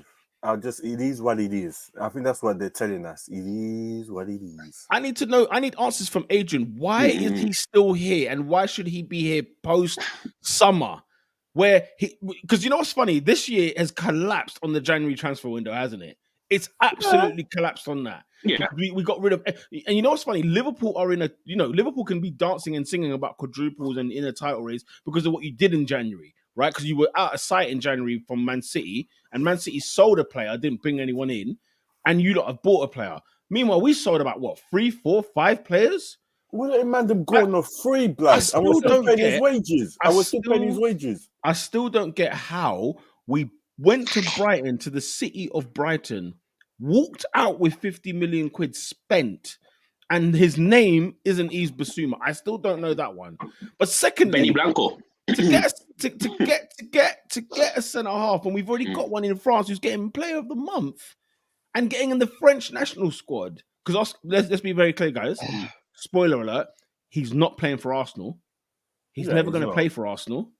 And so that's £30 million gone down the drain for no reason. Down the drain for no reason, bruv. Who's never going to play for Arsenal? William Saliba. Why? Not coming back. By the way, as well, what's his name? Lucas Torreira scored the winner for Fiorentina on the weekend. He's got more goals than any of our midfielders this season. We'll move on. Wait. You're talking about scoring winners. Saliba just scored against PSG last night. He had an amazing game. It was ruled off. Oh, was it ruled off? Sorry. So it was ruled off. I saw the compilation. They left that one in the compilation. They managed to take that one out. Sorry about that. It's a howler. Why have they left that in? That's a freaking howler. But anyway, Adrian, I need you to stretch forth and tell me why he should be here now. Why should he be there tomorrow taking training? Number one. But number two, why should he be there in the summer? Because you're his disciple in this dictatorship that is Like I said, I got quotes, and I want you to find out if they're whether they're Mikel or if they're Starling. I want you to tell me that now. Hold on, give us a moment. Oh, his mic is having troubles. No, Oscar, private. Other chat. In the private. Okay. Never mind. Well, okay, fine. Well, anyway, David, are we going to ever? Oh, you're here. You're here. Okay, fine. So look, for me, and again, if you remember what my turning point was with Mikel Arteta, it was the fact that when he had his, and look, I can have a separate discussion about sort of coaching, sure. But if we look at Mikel Arteta, if we look at my U-turn, why I actually said, you know what, this guy might not be so bad. It was when he had exactly what he wanted, doing exactly what he wanted. We saw the product of what we saw for Arsenal for a good few months. Now the issue is here, he's falling out with key players. So of course, squad management's been abysmal. Like, I don't see why he couldn't have said to Pierre-Emerick Aubameyang, bro, just give me 6 months. Just get me to the promised land and I'll let you go. I don't see how we couldn't have got a tune out of other players like Lucas Torreira. And I think I have been extra lenient with him because I'm accepting of the fact that this is his first job and he's going to make mistakes. But if I'm being real, if I'm being honest, and Peter, you're probably going to want to stone me here. If anything, this recent form that we've seen from Arsenal is further proof that back this guy. And you're going to call me crazy, you're going to call me magic, but look, you've come so far. No, because you've come so far into the project. I saw Peter's face. I was like, no, you know what, Adrian? You know what, Adrian? Hold on, Pete, let me land. The guy went and bought Tavares for 8 mil, bro. Tavares. And you keep like ruining the guy's confidence. You can't buy players and then ruin them, bro. You don't want to spend the money, bro. And you want me to give you more money to go and spend? No, bro, but that's the thing, is that he can't spend the money on what he needs or what he wants is not out there. Because, bro, let's be honest, like, Arsenal getting quoted like £70 million for Alexander Isak, a guy that scored 4 goals in the league this season. So it's clear that, I'm fed up your opinion. From what I've seen from last summer to now, if anything, dare I say, it's given me slightly, not more confidence, but it's strengthened my belief in the fact that give him a chance. Because we've seen when he's had it. What? Right, that's Wait, what? Give him a chance. What have I been doing it for 2.5 years then? Have I wasted my time for 2 years? That I should. Hang on. April 2022. You're telling me I should give him a chance? No, what have I been doing? No. I'm saying realistically, in this window, give him another backing because, bro, we've seen like when he's had what he's wanted, Arsenal have been good.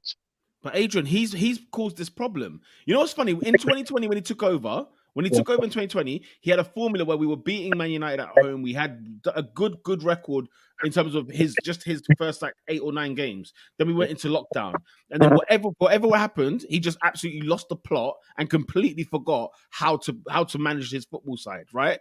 Then the 2021 season, he wins the FA Cup, right? With a certain system, with a certain way of playing. He then abandons it at the start of the season, and you saw our form at the start of that season and in terms of the whole season in general, right? It was horrific. Apparently, we're on course to lose more points, concede more goals, and score less goals this season than last year. Last year, Boss Akendo breaks it down in the comments if you want to. Last year was a frigging nightmare, Adrian. But you know what I've noticed? Every single mistake from since he's walked in the door has been his own. It's not even a case of, but it's Wenger players, it's Emery this, it's whatever. Ever since he's walked in, one thing he did very well is he absolutely changed everything in terms of week 1, week 2, and he did tremendously well in terms of till lockdown. Then he won the FA Cup. Honestly, like beating Man City and Chelsea, one of the best days of my life, for sure. But then he abandoned, by the way, his league form after that in lockdown was a horror show anyway. Then he abandons it completely, and we go into the new season. We go into a new season and, we're losing to Burnley. We're losing to anything and everything that walked. Okay? And now You've given us a great start to the season where fans who were not even thinking about the top 4. I remember I was being laughed on Spaces for saying we had the 5th best team in the squad in the league. And then we've been sitting in the top 4, top 5 places all season long. Lo and behold, come January, he gets rid of how many players? Yeah. And he brings in how many players? I cannot, and the treatment, and here's my number one of the things up there. The treatment he has been doing for some players, it's an absolute shambles. It's an absolute disgrace. And also, how if the dictator that he is, give me a dictator in this world. What was it, Gaddafi and all them man there who they claimed was a dictator? I don't care whatever their name is, right? How is he allowed Lacazette to get away with that interview? How has that even got out? The Granit Xhaka interview last week, for flip's sake, guys. Come on. This is not a laugh anymore. Boss Like Endo says Arsenal finished 8th last year, conceding 39. This season, they've conceded 37 already with 7 games to go, despite having an improved defense and scored less goals. Maths ain't mathing. He shouldn't be here. What I would say on that is that like the maths of the numbers of things are kind of irrelevant. Like, it doesn't matter if you concede less goals. If Arsenal made top 4, conceding more goals than last year, who cares? They finished 8th last year. But they won't, Oscar. Here's the newsflash. If you're 37 goals now, guess what that tells me? You won't make it if you concede more than what you did last year when you finished 8th. You can't. You can't make the top 4 conceding 40 goals. Arsenal are not going to finish 8th this year. They won't finish 8th this year, and they will concede more goals than they did last year.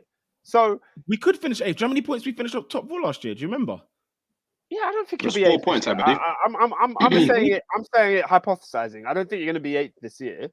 I don't think we will be, but we definitely won't be 4th. But what I'm saying is the numbers of how many goals you concede is irrelevant. You know, I mean, there's teams that have won. That is not irrelevant, bro. It's not irrelevant. Because you can't say, in terms of managerial improvement, about a side, if you say Arteta's coming to the job and here's what he did in year 1, here's what he did in year 2, here's what he did in year 3. If we're in year 1 to 3 and they look no different, why are you there? Guys, the league is different every year. Like I said, Arsenal concede more goals and get top 4 this season. Are you going to complain about the goals conceded, or are you going to say we've improved? But we haven't scored more goals as well. No, the point of Boss Like Endo's stat is all of them are going to be less than last year. Did you hit your head for a second? Did you hear that? They're going to be less than last year. No, the numbers don't matter. The reason I'm emphasizing it, Oscar, last year was a horror show. It was a horror show last year. But yeah, this year where it looks so much better could look the same at the end of the year, because nobody cares about how the season looked. They care about the numbers at the end of the day. That's what it comes down to. The one thing that doesn't lie is the league table. League table never lies. Shout out to Windsor, yeah, one of friends of this parish, right? He says this to me. I don't know how many times every 2 years. Men lie, women lie, but numbers never lie. But the table is the most important number. Where you finish in that table is the most important number. And I think what Arsenal fans need to focus on is the fact that you've not won in the last 3, not necessarily the goals conceded. We lost but 4 Oscar, and 5. But Oscar, you lost 1-0 the other day. It doesn't matter about goals conceded. It's the fact. No, Oscar. Let me ask you a question, just off the top of the dome. How many goals have Arsenal scored this season? Scored? I don't know. Well, you play. How many goals has Eddie Nketiah scored this season? Let me be nicer. How many goals has Eddie Nketiah? League. How many goals has he scored this season? We'll do the league. League. I'm going with Adrian's guess too. Yeah, he hasn't got a goal this season. He hasn't got a goal, bro. He hasn't scored a goal this season. Let me ask you a question. How many goals has Lacazette scored this season from open play? From open play, 1. Can it be real though? No, don't. You can't be real, Adrian, because you haven't been real this entire freaking segment. You can't be real now. Bro. That's kind of my point. My point is, look, bro. Let's call a spade a spade. Those frontline strikers, they're not good enough, and that's why he got rid of our top goal scorer. Are you joking me? Again, bro. He's done. Adrian, bro. Adrian, you're not allowed. No, guys, give me a second. Give me a brief minute. Adrian, Are you're you not going through a allowed to broken come glass? on here. You're not allowed to come on here and wax lyrical about Mikel and then not talk about his coaching. Because, but by the way, who has he improved since he's joined the football club? Oh, you don't want to discuss that, do we? No, we won't discuss that. Okay, fine. Okay, fine. Okay. He improved Bukayo Saka. What does that mean? What do you mean players have gotten better under his tenure? The Bukayo Saka I'm seeing now is as good as the Bukayo Saka I saw under Unai Emery. Well, he wasn't getting the same numbers, but maybe not getting the same numbers because he was playing at left back, getting 10 assists in the league. wait a minute. Yeah, wait a minute. Right. So what I'm saying to you is, you cannot come here and say to me that this is what we're seeing this year is a more reason why we should trust him. It's quite the opposite. I'm looking at this year, looking at the way he's managed the situation, how he's dealt with everything. He is the one that watches Lacazette train every week. He watches Eddie Nketiah train every week. Pepe can't get a sniff. Yeah, you look at Pepe's numbers compared to those two, he's done better than both of them in the last 2 years. Now, I'm not saying Pepe is the answer because he's definitely not, but he's done better than those other two, right? Now, also, tell me in your right mind, just because you know you're late to work or you're whatever else. I don't know. Is he a nuisance in the dressing room? I don't think he was, but he's your top goal scorer when he left the club, right? He actually scored a hat trick this year. Did you know that he scored a hat trick this season? And yet we've let him go to Barcelona. He's got 11 and 14 for Barcelona since. We'll get onto that man later, but yeah, since. But But you have the nerve to tell me, Adrian, as an Arsenal fan, with all due respect, that this season is showing me why I should trust him. If anything, it's proved my point for the last couple of seasons why I don't. No, but he's made these mistakes himself. They've been self-inflicting by himself. He did not have to do what he's doing in terms of creating. Basically, it's not Libya. Okay, this isn't that. This is Arsenal Football Club. And if you're going to get rid of your striker, fair enough. If you think that's the best decision, fair enough. Why am I walking into a season with Eddie Nketiah, who doesn't want to sign a new deal? He doesn't even want to play for the club. Guess what? Neither does Lacazette. But I tell you what, they're playing. But I think that's conflating two different points, though. No, I'm bringing you all the reasons why he should be gone. I'm bringing you all the cases. I bring the chips to the table, and I said, season 2, we need to get him out, the hell out of it. And us beating Chelsea was the biggest mistake that we've done last year because it kept him in a job and it got Lampard gone. And what did Chelsea do? Get a manager who's won them trophies. Do you know my stance is for that? If you had a time machine and you said, should you appoint Mikel Arteta, all things considered, you'd say no, right? Say that again. Sorry, I didn't hear you properly. I said, let's say you had a time machine to 2019 when you was appointed, right? And you said, if you could take back appointing him in the first place, would you? You probably 1,000%.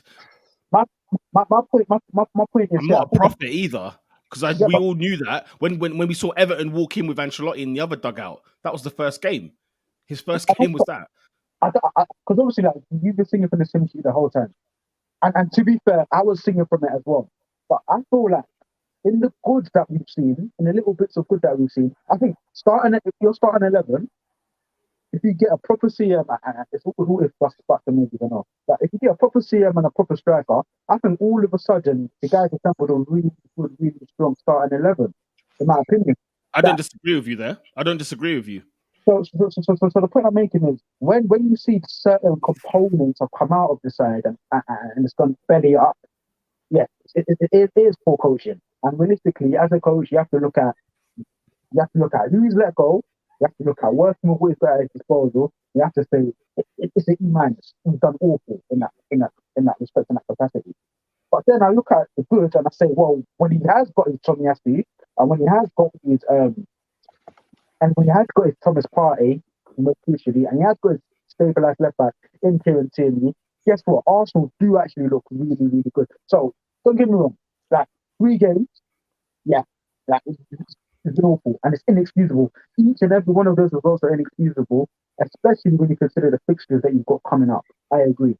Yeah, Oscar said at one point in the season that, Everton and Man United games are coming for Arsenal. Like, he doesn't trust Arsenal because there's an Everton and a Man United performance pending, right? In terms of what we've done this season away from home. Yeah. And yet, And yet, when you look at the last three, why is Oscar right? Why? He shouldn't be. He's not allowed to be right on this one because I've watched my team for 30 games and I've said, no, do you know what? This is not that team that you think it is. But look, Yes, there's some free gags. We've lost 11 games in the league this year. Think about it. Peter, of the results that have come, these past 3 results, the only one that has shocked me in any way is Brighton at home. I think Crystal Palace away, we know Arsenal don't have that steel, don't have that bottle, and I believe Thomas Partey was not there for that game anyway. When it comes to Southampton away, he was. was he there? He was at Palace, yeah. Madsen. No, come on, guys. But hold on. When it comes to Southampton away, Mikel Arteta fielded a front three of Gabriel Martinelli, Bukayo Saka, and Eddie Nketiah. You're not winning a Premier League game with that front three. You're just not. And I rate Martinelli highly. I rate Saka highly. But Nketiah, let's be clear, he's not scored any goal all season. No, absolutely. But whose fault is that? Like, you know what I'm saying? At the end of the day, whose fault is that? He's created all those problems. I agree with Adrian on this sense. If he gets 2 central midfielders, he gets something a bit more fluid in the midfield, and he gets this world-class centre forward, then we could be onto something. But guess what? Man United are going to be knocking at the door again. Tottenham Hotspur have Antonio Conte. That is the bottom line in this conversation. The bottom line is this, because look at what Tottenham Hotspur have. Look at what they have, right? And look at what he's serving up with that shower of garbage who couldn't beat Pneumonia or Mora and all these ridiculous clubs, whatever they were called, from the frigging suburbs of Albania. He couldn't beat them. Hey, right? Sorry, I had to mute you because of the feedback. He couldn't beat them. So at the end of the day, what happens is when you get a world-class manager, we shouldn't be sitting here looking about situations and process and progress. Where's the progress? Where's the progress? And first of all, Abdi, how dare you? Abdi, you have no shame. Hey, Peter, just don't even fight that one right now. He has no shame. Let it go. He's got no shame. This is one of those. No, I can't get angry. People expect the world from these kids, man. They expect the world. No. But I'm just saying, like, anyway. C1 said, Arteta improved hype. Oscar, fam, I'm waiting for your essay on why Arteta is the guy. I don't have an essay for why Arteta is the guy. I've never been. Is he the guy, Oscar? No, I've never been an Arteta fan. What I've simply stated, I was confused about that one. No, because we have a debate in our group chat, one of our Twitter group chats, where I always say that if Arteta got this Arsenal squad into the top 4, it would be an overachievement. For the reasons it would be a miracle. I've said it on this podcast multiple times. This squad is not good enough, and the players that are good enough are too young. I told you, Saka and Martinelli, like these are great young talents. They're not good enough to carry a team into the top 4. They're not. So what Arteta was doing, the fact that Arteta was in pole position, was a credit to him. But the thing is, Oscar, Oscar, you're right. What you've just said there is perfect. Had we lost to Chelsea, Spurs, United, Liverpool, whatever, and beat the rest, right? Because we're not there enough. It's too far for us. It's one step too far. But the defeats this season, Oscar, we've lost 11. One of them included Everton. One of them has included Southampton. One of them has included Palace. The other one's included Brighton. And Brentford. Are you kidding Everton me? Away? Have you played Everton at home? Last game of the season at home. Oh, come on, Lamps. Come on. Last game of the season. But look at those 11 defeats, and 5 of them were against fodder. Fodder. Don't talk to me about Palace away. Don't talk to me about Southampton beach, guys. Southampton, I want to see what their next fixture is, because I guarantee you they're going to get absolutely bummed next week because they're at the beach. Because they're at the frigging beach. But anyway, let's get away from Arsenal unless you got anything else to say there, David. Yeah. David, go ahead. I ain't got nothing, bro. Okay, let me run through a couple more comments if that's it. Iklas says Arsenal coming for 3rd. I swear you haven't won a game in a month. No, but Iklas, they were doing Arteta versus Tuchel comparisons. They were doing Champions League. They did Champions Leagues. Also let's get rid of that frigging song. It's frigging pissing me off already. Oh yeah. Do you remember, guys? They stole our Thomas Tuchel chant, and when we say Thomas Tuchel's going to win the Champions League, they changed it to Arteta's going to get us in the Champions League, and now he's blocked. Now, Oscar, you know what it is? It's Tavares who's at the back? Let's go. Yeah, Tavares at the back. Eddie in attack. Arsenal in the Conference League. We've got Super Mikateta. Yeah. No, it's tragic, C1. It's tragic. Losing to this shower of absolute shenanigans is absolutely dire. By the way, Southampton's next 3 games, right, are away at Burnley, away at Brighton, at home to Palace. I guarantee you they win none of those. Friggin' shower. That is 0 points there. They ain't winning none of them. Baraka says Arsenal Champions League chat is absolutely hilarious given the situation they're in. Yeah, I mean, yeah, they got ahead of themselves, man. Shout out to them, man. No, it's not even Oscar. That's not fair. We didn't get ahead of ourselves. No one on this podcast. No one on this. No. But as in Arsenal fans, you could forgive them before going into the international break when we were on fire. Right, we had 5 wins away in a row, and then we were going to play Palace, Brighton, Southampton. Pete, we were definitely feeling comfortable. There's no easy grounds, yeah. When you there is. Can I give you one? We were there on we were there on Saturday. You were there, and by the way, a depleted Chelsea side who got absolutely handed to by Real Madrid in the midweek, then gave Southampton 6. Wow. 6. 6. Huh? 6. This is a club that has conceded 9 goals twice. I think they've done a 7, haven't they, this year, or if not last year? Nah, man, come out here with that. There's no easy way.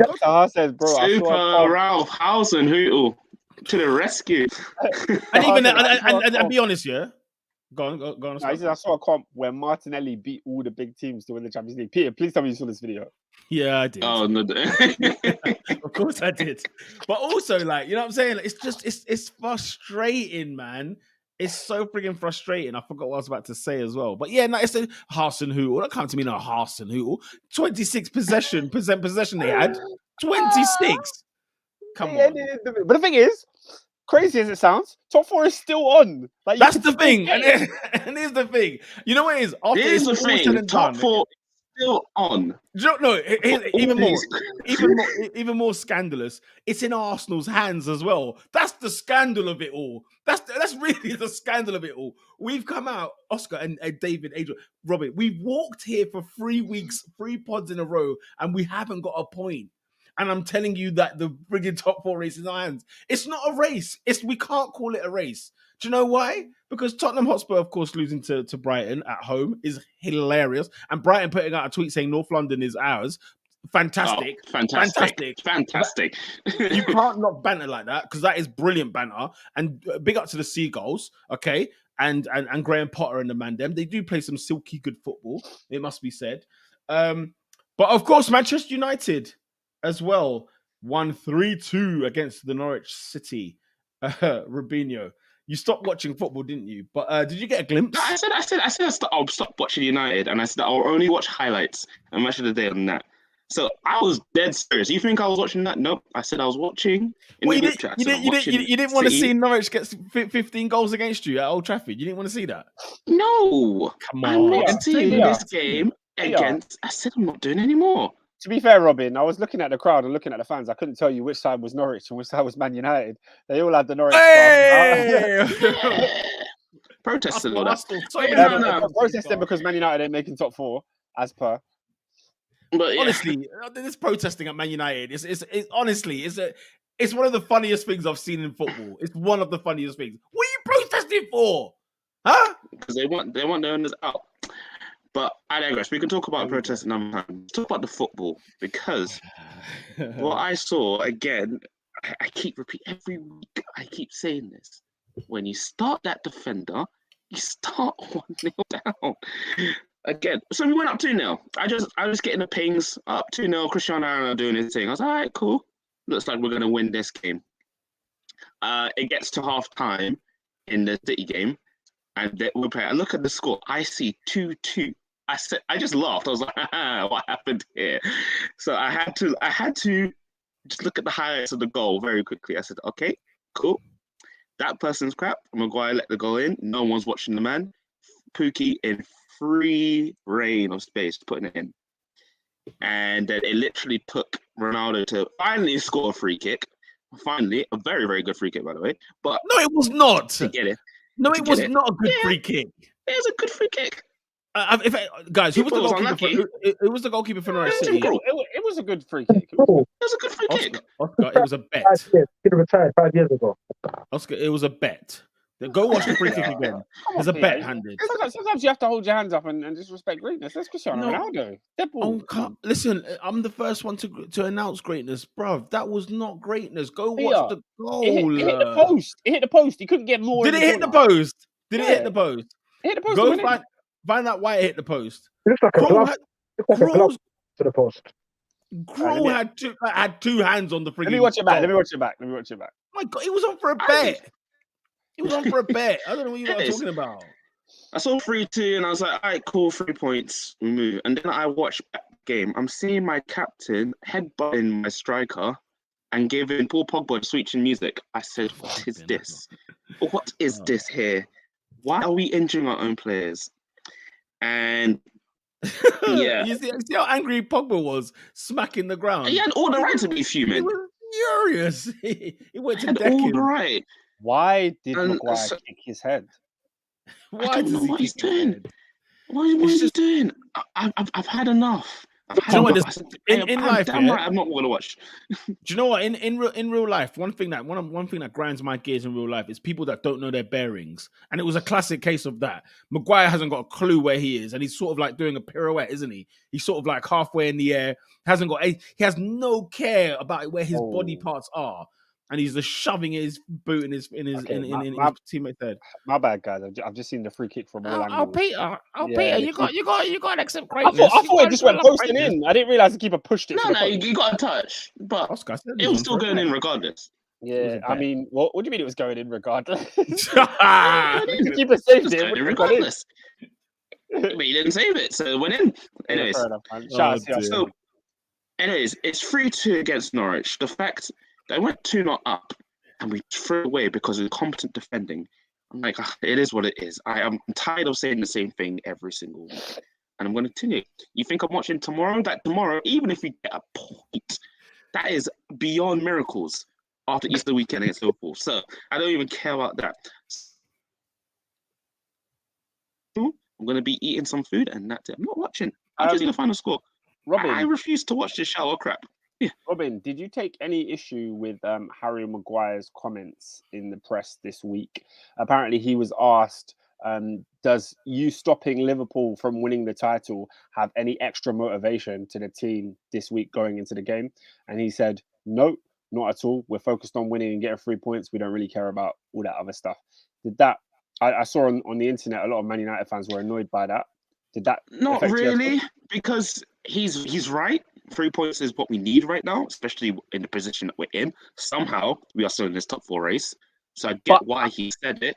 Unfortunately, because of what Liverpool's doing right now, you can see why a lot of United fans... You need to understand that United fans are angry. Like, they're angry just left, right and centre for everything. For example... I suppose my question to you is, do you want your Manchester United captain to care about the long-standing rivalry of Liverpool and Manchester United? I mean, isn't that a thing? Like, you want to stop your rivals from winning? Of course I do. Of course I want to stop Liverpool from winning. Is that the priority right now, though? But also stopping Liverpool, Oscar, stopping Liverpool means he gives it to Man City. Do you know what I mean? Yeah, he's in a weird situation. No, but like the question wasn't about it being a priority. Because I remember, for example, you're asking me, do I care? Long term, of course. Long term, I definitely care. No, I think do you care? But my question I was asking you was, do you care that it's not a priority for Maguire? But because I remember being a Chelsea fan, we placed Tottenham, we had absolutely nothing to play for, but it was an opportunity to stop them winning the league against Leicester, and we took it. So that game had a lot of animosity purely because Tottenham could have gone closer to the league title in that game. So we were Chelsea fans, loved that day. You look back on it, they show the highlights all the time, and it's like, yes, the day we stopped Tottenham. I just think it's a different team because you're asking me, do you prefer me for City to win or want me to Liverpool? I prefer City to win. So in that sense, I kind of do. I do want to stop Liverpool in the title race. You're asking for a big ask. It is what it is. Does every Man United fan want City to win over Liverpool? Of course. Yeah. Why? Of course. This Manchester United-Man City rivalry was manufactured by Sky Sports. It doesn't exist. They don't care about City like that. They don't. No, man, they do. Is secondary to Liverpool. They don't care. Man City Peter, care about I Man won't say, United. Man Peter, United don't I care won't about- say that we don't care about the derby Because because obviously, rivals change, but derbies yeah, don't. I'm saying let me land because also Liverpool is kind of like a derby because obviously trophy Oh, cap turn and all it that in. stuff. Oh, turn it Oh, in. derby, cap. Turn Cap. it in. I said tell- kinda. Okay, Let me Oscar, you've interrupted. Reading. Let me Hey, land. Oscar. derby. Chelsea Reading's kind of a derby. Oh, Chelsea No, I Southampton. said Scott because of the history and what it means to actually win, to be the most to have the most trophies in the country. Man United and Liverpool always hate each other, regardless. That is the biggest rivalry for Manchester United. Manchester City is like it is a city thing. It's just a derby and all that stuff. We do care, but not to the level of Liverpool. Not to Liverpool. We'd rather Liverpool lose at all costs than City. City can do the double this season, and I will tell you now, United fans be more relieved than that. Let me tell you how deep this rivalry is. Yeah? When Fergie won his first title, Manchester United went to Anfield, yeah, and they had a sign that says "Come back when you've won 18." Man United dunked on their head top and came back when they won 18. Do you know how many years? Do you know how many years that took? That's how long-standing this rivalry. This is a feud for the ages. Yeah, this is a feud that never ends. It's definitely a feud that goes beyond. Like Austin McMahon. But the thing is, yeah, it's definitely Austin versus Vince. But the thing is that I feel like, okay, there will be a time when Liverpool won't have so many titles, as many as maybe United or whoever. But what will always remain, you know what I'm saying? You will always be brothers. Like, you can have friends, you can have rivalries, you can have enemies. They change. But your brother never changes. Like that, at the end of the day, that's always going to be. Because I remember back in the day when we were young, Oscar, if you remember, like when City had like Sean Wright Phillips and like Goater and whatever, the Manchester derby was still a thing. It was still a thing. I'm telling you, it was manufactured by Sky Sports. Them man don't really care like that. What you're going back because then? You need to remember back in the day. You need to remember it was more like Liverpool, Everton. I'm not saying that City were bad as Everton, but I'm saying it was treated in that way that it's still a derby. Don't disrespect Everton. City were worse than Everton. Everton have a league title at least.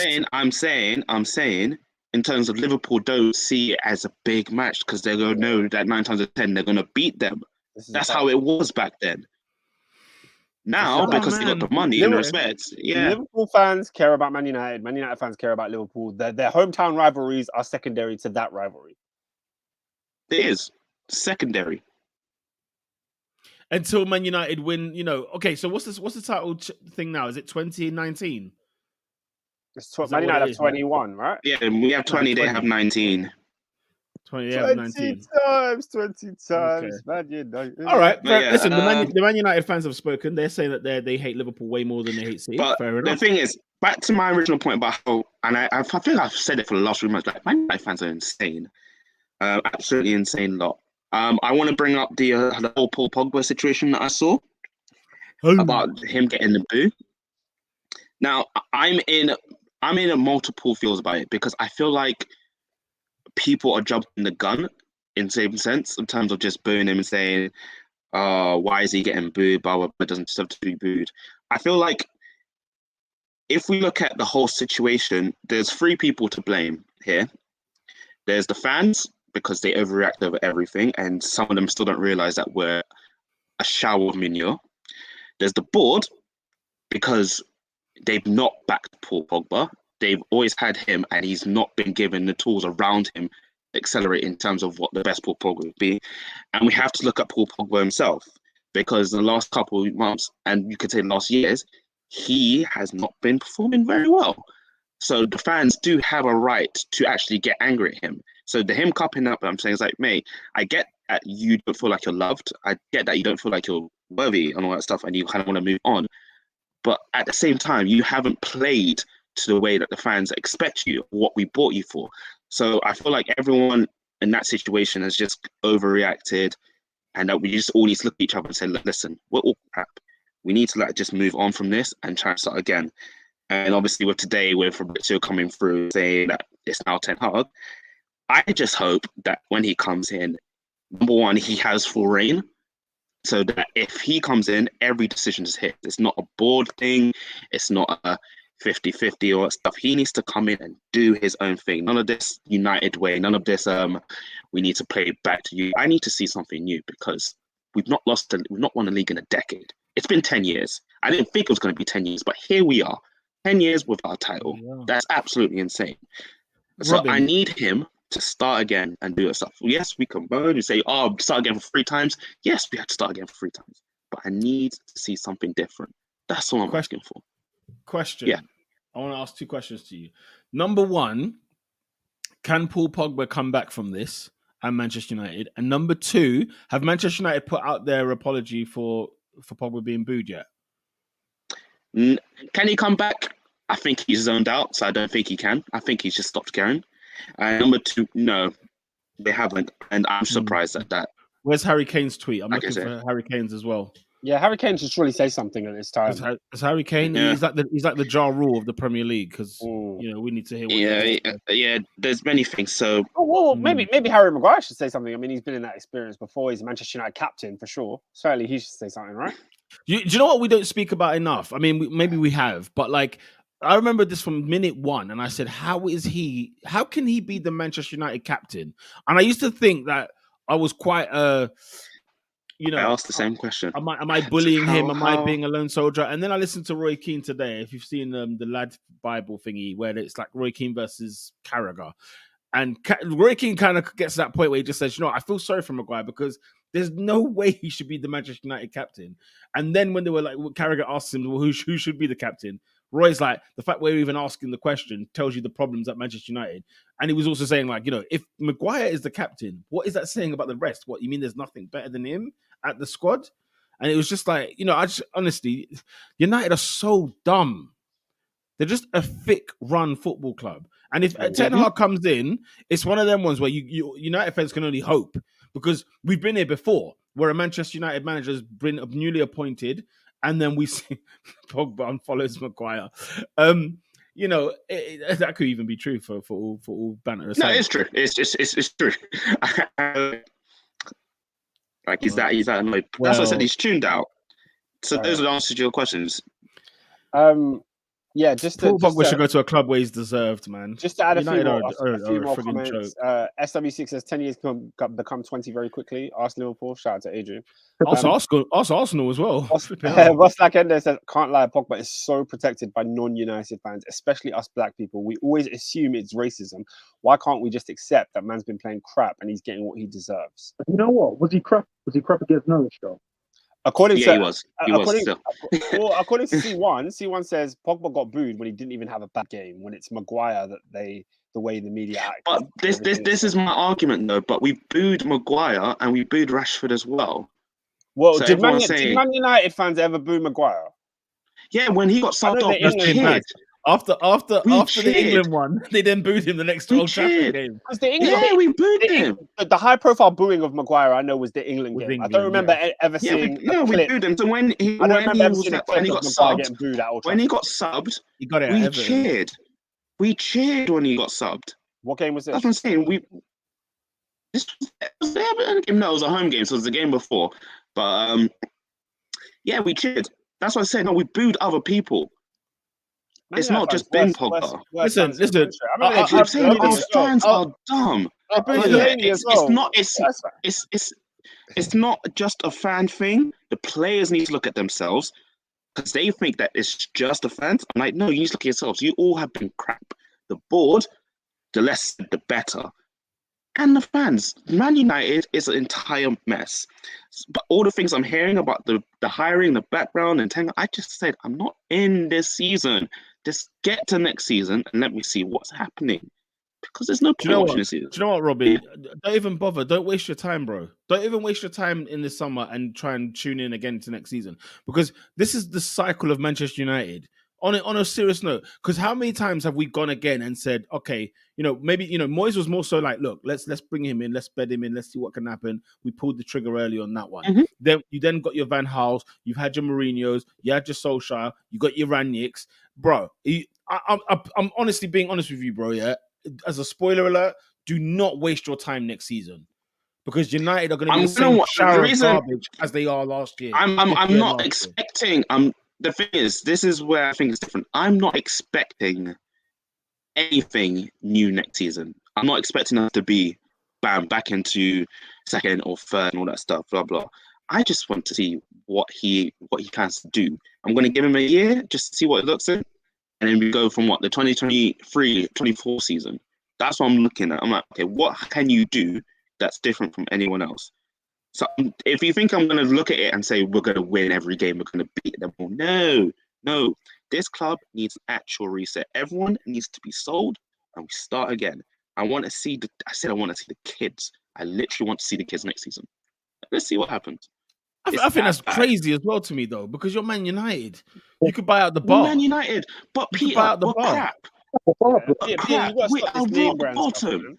Ain't about names, Oscar, but the fact is, they've got like 300 million to spend every year, and if they want to go and buy Haaland tomorrow, he will sign for Manchester United tomorrow. But is Haaland the missing piece of the puzzle? Is it a team? No, what I'm saying, he said one person. It's going to take time.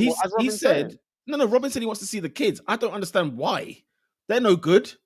They're not good enough for Manchester United. Man United fans have told us how bad Elanga is. So I don't know. What me and Robin are agreeing on here is that what they've got there, they need to start deleting and subtracting. But the additions don't need to be the frigging Carrington lot. They're not saying no. When I say I want to see the kids, I mean this season, play the kids for the rest of the game. Just play the kids.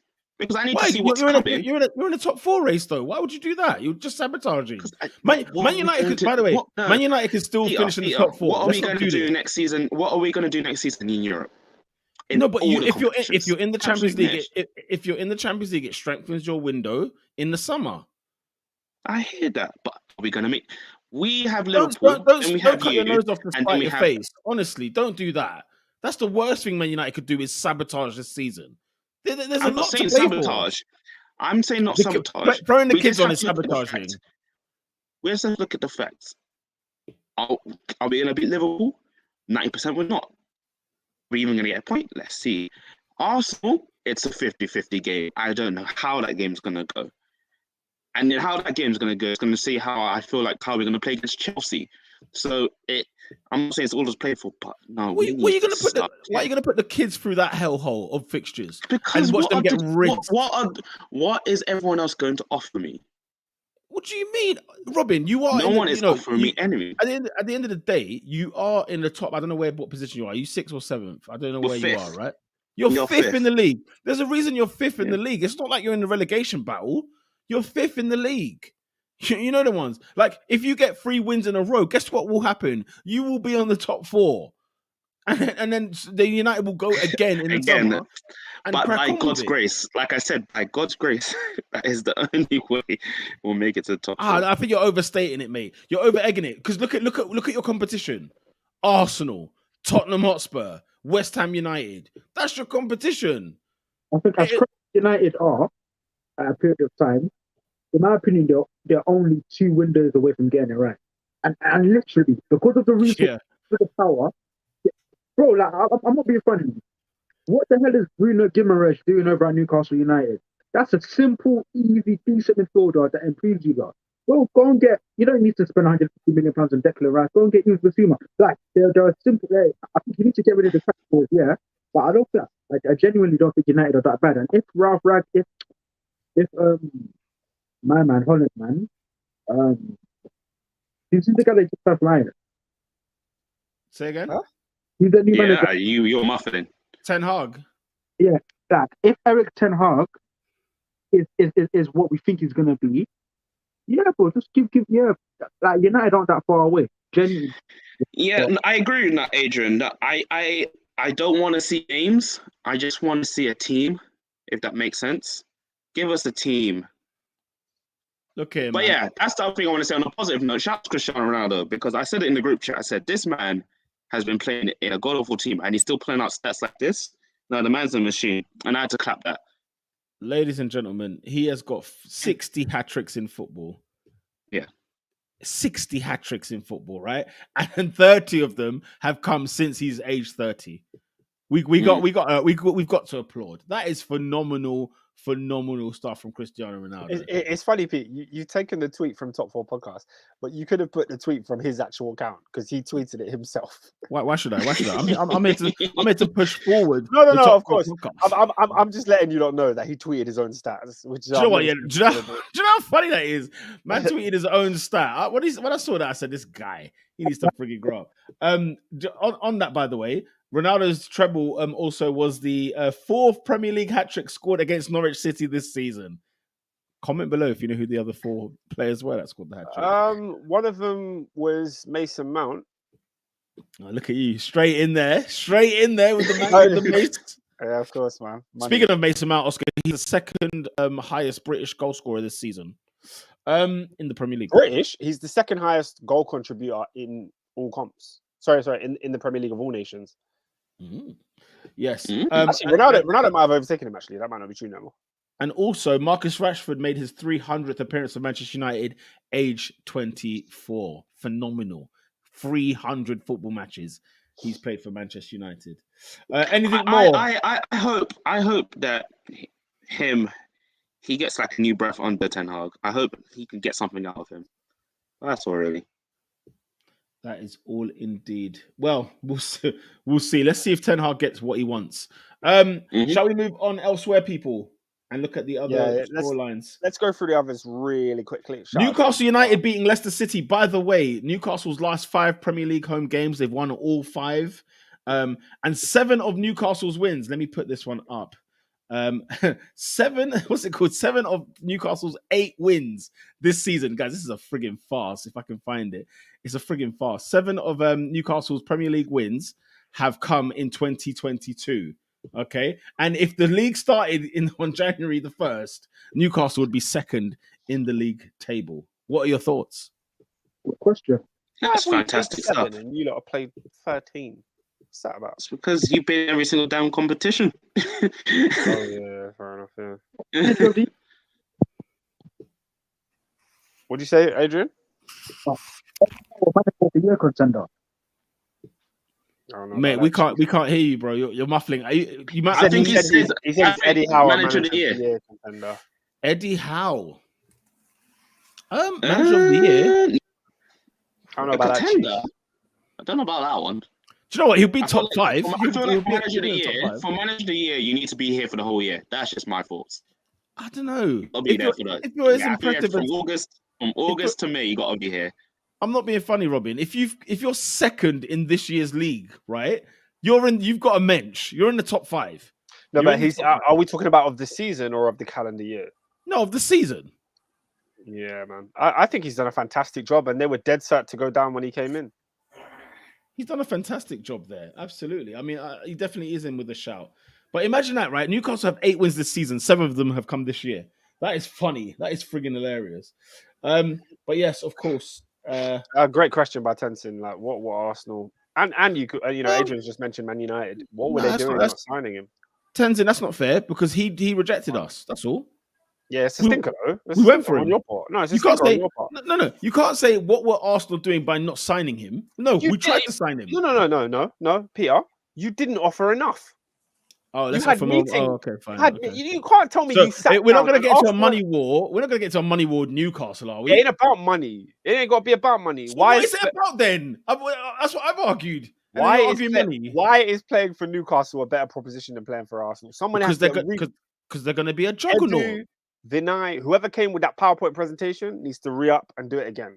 Because they're gonna be a juggernaut. That's why. Let's look at guys. Whose future is brighter, Newcastle or Arsenal? Let's have a real conversation here. Arsenal's with Bruno Guimaraes. Arsenal's future will be Champions League football. That's what it'd be. No, Arsenal's future versus Newcastle's future. The next 3, 4, 5 years. Which one is brighter? Look at Adrian. He's a scumbag, you know. So Arsenal did want to see him then. Here he is. Here he is. Fair enough. Yeah, you can't avoid me. How about you get back on the stream, you clown? Get back on the stream. No. Okay. Tahar saying no, the guy chose Newcastle. Have you guys ever worked in sales? Yeah. There's an opportunity to go one way. You got to sell your club to go this way. The only way we're going to get Guimaraes is if we paid more money. But Newcastle probably would have put the amp on there as well, isn't it? Why do you think? I'm sorry, Peter. Why do you think Chelsea play Mourinho the big bucks? Because when there's a contract to be done, she gets it over the line. Arsenal need to get that over the line. I'm sorry, man. All right. No Anyway, excuses. Also, he might say he wants to be the face of the Newcastle Revolution. Fair play to him. West Ham United 1, Burnley 0. David, you were at the West Ham United game, of course, ladies and gentlemen. It was 1-1, wasn't it? It was It was 1-1. 1-1. It was 1-1. And Sean Dyche's men, of course, as you can see here on our screen. I was going to remove the comment. Come on. Show Yes, some respect to always David. be closing. Yes, of course, Sean Dyche, no longer the manager of Burnley. Shocking scenes. What was your takes on that? Very quickly. So there's been rumours come around that he did a mazine during He has midweek to. that got him fired. He has to. It's the only way. Their club didn't release any, Yeah, but any statement. I saw some rumours. I was like, that can't be real. But yeah, apparently involved police. That's No, what they say. Robin. I Okay, genuinely think he did a madness. There was no farewell. There was no send off. There Nothing. was nothing on their website that was like, "Yo, we're celebrating 10 years of this manager." Like, come on, man. That doesn't make no sense. But you know what, though? You say that, but why did all the backroom staff go? Because That's I what would I'm have agreed saying. with There you. must have been No, a mazine. No, but like, That's what, what I so said, there all must the, have been a all the mazine. team go? You know, when you sack a manager, What? you normally, the whole backroom doesn't go unless the Yeah. new manager doesn't want them. No. Pete, you don't sack Sean Dyche at this close to the season when you're fighting relegation unless you have a relegation specialist lined up to come and take the job, right? So why is Ben Mee taking their games? But exactly. So I think it's more so. I don't think an incident happened. I think Burnley, the football club, stared relegation in the face and said, "We can't do it. We can't let it happen." You can't do what? Why would you sack Sean Dyche and bring in Ben Mee? You have to have sacked Sean Dyche to bring in someone if you're else. going to sack Sean Dyche, No, here's what do I'm it at the end saying. of the season. No, here's what I'm saying. What they don't think they're going to get to the end of the season. This was my point. This idea that they sack Sean Dyche, it has to be disciplinary. It doesn't have to be, is what I'm arguing. I think it was. Adrian says only excuses, indecent exposure. Worst sacking of all time, apparently. Taha says something different went down. I agree. If something went down, why does the whole backroom staff go? Is what I'm asking you guys. Because something went down. Why do you think that Sean means Dyche, they didn't? if Dyche has done something himself, say he's done something, right? Leak some nudes, for example, right? I ain't say all that. Ian Wone ain't going anywhere. The goalkeeping coach ain't going nowhere, and the fitness coach ain't going anywhere. I think there's been a massive falling out, and he said, "I'm taking my boys with me. If you're No, he firing got me, we're all sacked. going." You can't say that Oscar, when you get sacked, you can't have terms. You got sacked. No. Like, that's it. If Dyche done a mad thing, and him and his staff feel like the club is treating him unfairly by sacking him, they're all gonna walk too. Not necessarily. Are you sure? Have you? Listen, guys, come on. The new manager comes in, for example, and he says, "Look, I want to keep him, and then get rid of 1, 2, and 3." When Ollie was gone, I swear some of those backroom staff remain. Yeah, i.e., Carrick. of course. There's different circumstances in which some people stay and some people go. But for example, when Lampard got sacked, then flipping half of them went. Joe Edwards and all those guys, they're with him at Everton now. So it's not. Joe Edwards was under 23s. Come on, how are you going to bring him up? No, he was a first team coach under Lampard. Was he? I thought he was under 23s, and it was Jody Morris that was. Jody Morris was the assistant who also left. Joe Edwards was a first team coach, and they're now with him at Everton. What I'm saying is, there's no reason why Burnley would wake up in the morning and say, "We're going to sack Sean Dyche and sack every single one of his backroom staff." Why would they do that? I genuinely think if it's a disciplinarian thing, like he's gone and done something mental, I don't think they would have got necessarily rid of the rest. I think they would have just said, "Look, you need to go." I think he's had a talk with the board about where the club is going, and there's been an argument. Because Oscar, Ben Mee, as you said, Ben Mee, leading the team from the dugout. Come on. Yes, I agree that. Listen, I'm not saying that it's not that, that it wasn't a bust up. For example, I'm just saying that it's not only the reason. Leeds sacked Bielsa. Jesse Marsh was right there, coming in straight away. Even if we got earlier to Everton sacking Rafa, they had Lampard coming in. It's too late for you to wait weeks to bring in a manager. They have games this week. But Burnley have somebody coming in. It's just we don't care enough to even speak about Burnley. When you look at all these Burnley fan channels, there's hundreds of men linked to that job right now who are like, so and so's at the airport. He's on his way. Boom, boom, boom. They've got a plethora. Adrian said if it's discipline, it would have only been him. I don't understand. That's what I'm saying. That's what I'm saying. No, I disagree. It's discipline. I don't think we'll ever. I don't think we'll ever find out. Or if we do, then it will just come out. It'll be like way later. But let's talk about what the fact is. They sacked him with 7 games to go. No reason. They're playing a player manager and they're fighting relegation. This is awful from Burnley. This is absolutely horrid. Absolute stinker. I don't agree. And I'm actually in the opposite. I changed my mind on this. Because if you're Burnley, right? I look at their form in the last couple of years and I think to myself, do you know what? Burnley are like, like what happened with Stoke. Everybody kind of got bored with Pulis and they were like, come on, we need to do something. And they changed it up. Now, don't get me wrong. In the end, it didn't work out because, they sunk to the bottom, didn't they?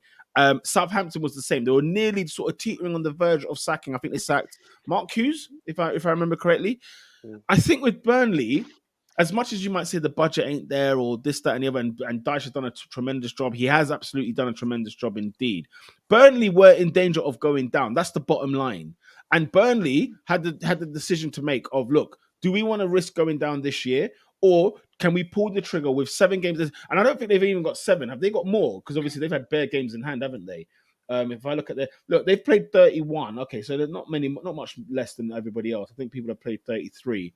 So yeah, he took them to Europe how long ago now? I mean, we can hang on that. Yeah, no, I remember when all you lot said, oh yeah, they should can the Europa League. They shouldn't care about the Europa League. Because that's what happened, Oscar, that year. Guess what happened that year? They get relegated anyway. Shout out to David, because what happened that year? And they're getting relegated anyway. What happened when they were in the Europa League that year? They were literally ready to. They were literally going. But when did they go? Do you know why? Because they can the Europa League. But all I'm saying is, if they had a West Ham season and they got to the semi-final, it would have been the greatest year in Burnley's history. Absolutely. But it's not. If they could muster it. If they could muster it. Well, they couldn't muster it. But here's the thing. SW6SPA loves the chaos, I'm convinced. Loves the chaos. No, listen. No, do you know what it is? Like, here's the thing, SW, right? This is the thing. When a whole wave of people throw themselves in one direction, I almost get alarmed by it because it's almost like it might seem like it's the common thing to do and it makes sense, hence why everybody's going that way. But then it's like, well, let me take a look at the other side and let's see what could actually be going on here. What has actually happened? If I'm Burnley owner, and by the way, they got new owners as well, new American owners, didn't they? And so they're probably not used to the Dyche of 10 years. They're probably used to seeing things in the last 2 or so years or since the pandemic and whatever. And have looked at the situation and said, what are we doing down here? Why are we languishing in 18th place? We shouldn't be in 18th. And by the way, Everton and Leeds have picked up points. You know what I'm saying? They're no longer really, Brentford are gone. Remember Brentford were in this conversation. Now they're gone, right? Now, here's the thing. Everton look like they're on their way out. Leeds look like they're on their way out. Listen, Everton can always slide. You never know. But if you're the owner, you're saying, no, this isn't good enough. You might say, look, let's wait till the end of the season. But look at what everyone has done who's changed their manager. I look at Newcastle United, changed their manager, they've improved. Aston Villa, changed their manager, they've improved. Leeds, changed their manager, they've improved. Everton is still questionable. Changed their manager, they've improved. No, they haven't improved.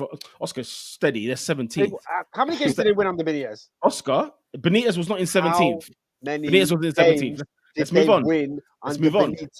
They beat Man United last week. Let's move on. Let's move on. Watford have changed their manager twice, right? They've changed their manager twice. And Norwich City have changed their manager. By the way, we've had 10 sackings. That's the other stat I pulled out this week for the Top 4 podcast. 10 sackings in the Premier League this season. Phenomenal scenes, Jeff. Burnley probably looked at it and thought, look, nobody else has even kept their manager and they're improving. Maybe we should do so.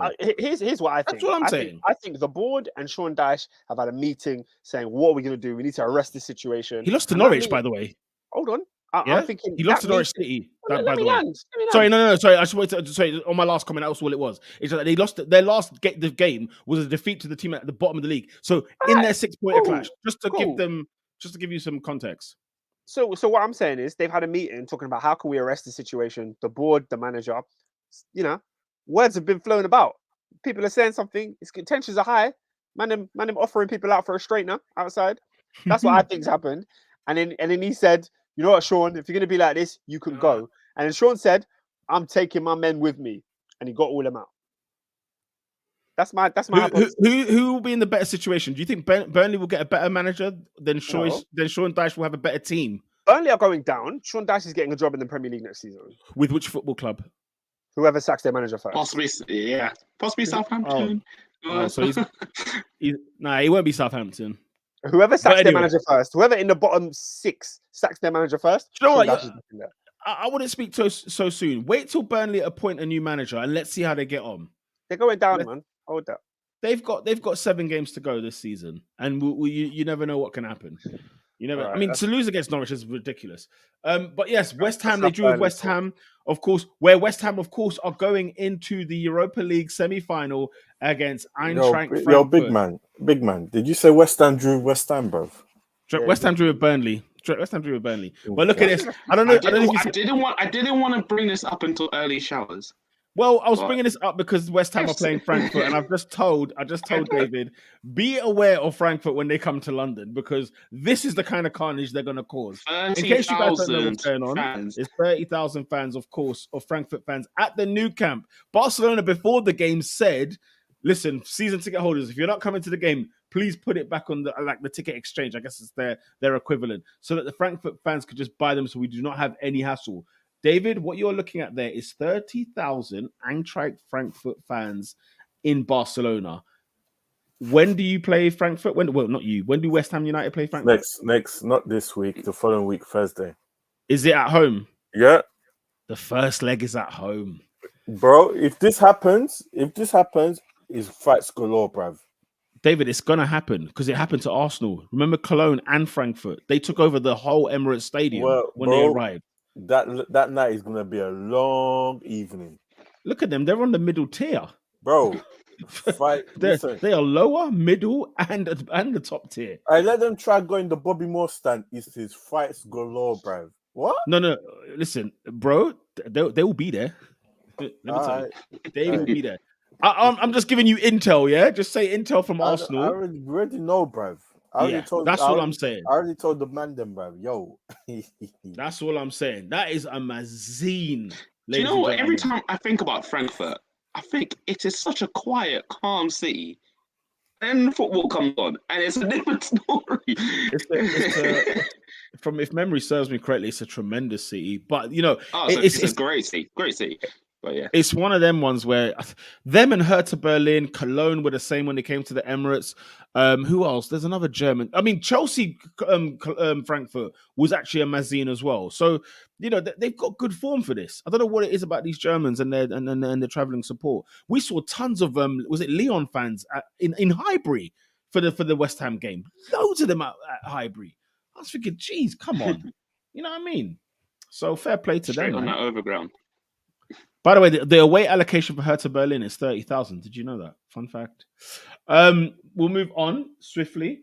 Who else got some results in the weekend? Obviously, I said Spurs lost to Brighton at home. Trossard with the goal there. We've got 2 goals against... I think Brighton are the first team to win both away games at Arsenal and Spurs in the same season. So big up to them. Premier League history? I think so. Or in the same year. Like it's in the same season. They have beaten Arsenal and Spurs away in the same season. Anyway, what was the other fixtures? What other fixtures were? Oh yeah, Watford losing at home 2-1 to Brentford. The only final stat I've got on there, because Oscar, I mentioned something about Mason Mount, didn't I? I mentioned something about Mason Mount. You can tell us again. But I want to know, but this is about Ivan Toney, because most Premier League goals by an English player this season, Harry Kane with 12, Ivan Toney also with 12. Jamie Vardy 10, Raheem Sterling 10, Mason Mount 10. There you have it. He had to score those goals because he's been talking crap about his own team anyway. Listen, do you know what? Big up Ivan Toney, yeah, because he's had a good second half of the season. I mean, he's got 12 goals in the league this year, and that's the highest that an English player has got. So, you know what I'm saying? Fair play to him this season. A lot of them penalties, though. He's not been that good. I mean, come on. Is that what we're doing? Is that what we're doing? As in his Brentford level, I think there was talks of him going to Arsenal and clubs like that. Hold your horses with that. He's a good Brentford player. Oscar, mate, I'd have Jovic from Real Madrid at this rate. Let's be honest. I mean, he's the top striker. So those were the games this weekend. Mm-hmm.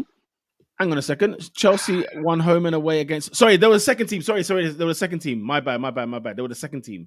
They were the second team to have done so. Brighton were the second team. I'd read that wrong. You're right. Stats. Shocking.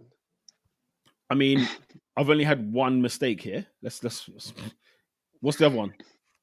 One that I'm still waiting for Boss Like to tell me. I don't know. Ericsson comes, Let's Tony move on. improves. Yeah, I don't know. He did state this. I remember we just went over it. Yeah, Adrian Hull done it since 2008. That's the last team to have done so. It was 2008. He's saying the stat was back-to-back games.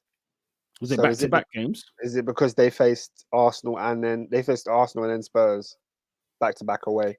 Really? I mean, well, then that's not really a stat, is it? Because who cares? Because when did you get Arsenal? You don't get an opportunity. Spurs away. Like, if that's the case, then that stat was rubbish.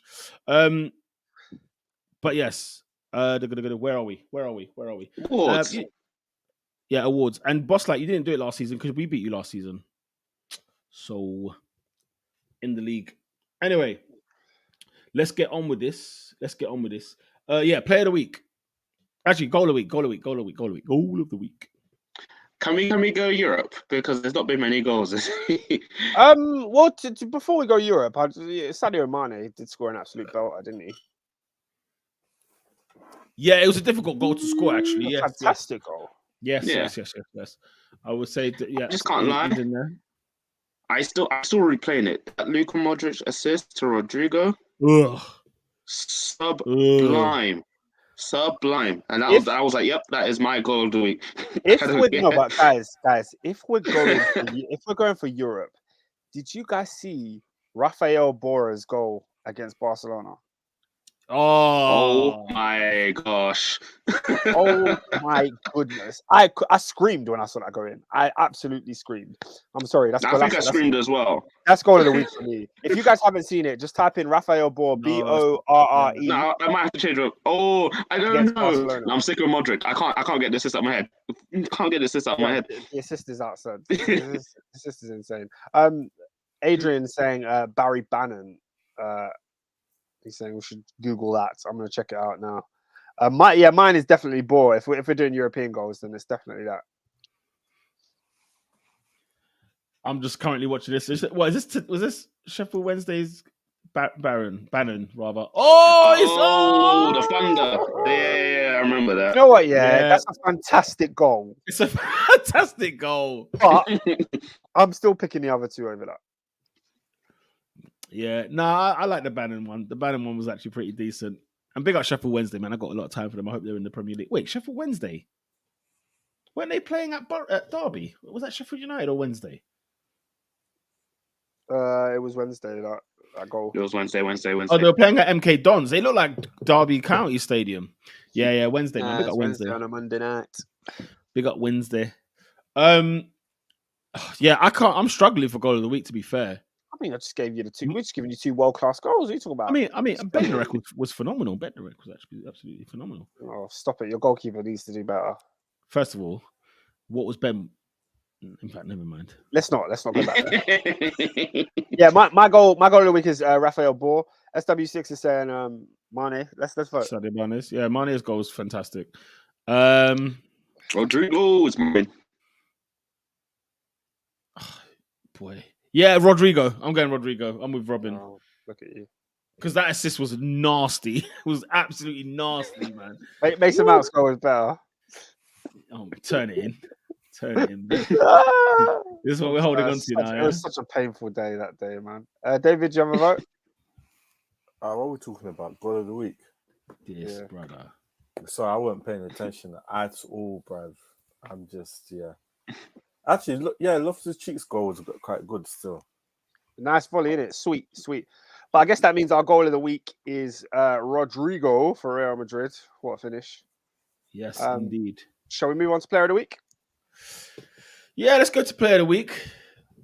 I guess Cristiano Ronaldo. Arcade Ronnie. Arcade Ronnie. So we shouldn't even be here long. CR37 should get the player of the week for sure. Yeah, man. CR Kelly. Let's give it to him.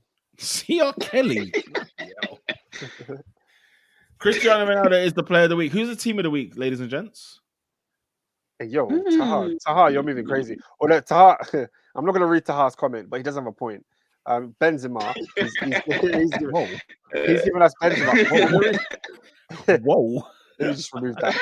The reason I say Benzema is because Benzema scored a last-minute winner as well in the Oh, league. I can't believe Sevilla lost. Yeah. I can't believe. They're bums, man. They're bums. They were 2-0 up. I allow it, man. They're second in the league. Bums. 2-0 up, but you're losing to Real Madrid. Oscar, hang on a minute. Weren't you 3-0 up? Oh. No, we were up by 1 goal and we lost. Just saying, innit? We're winning 3-0 there. Yeah. And still went Let's out. put it to us. So, still went out. But yes. No. Benzi's had a big week. Benzi's had a big week. I'm not gonna lie, fam. He's had a big week. He's had a big week. I'm not gonna lie. But it must be said though. I think in terms of is it Barca that are second now? My apologies.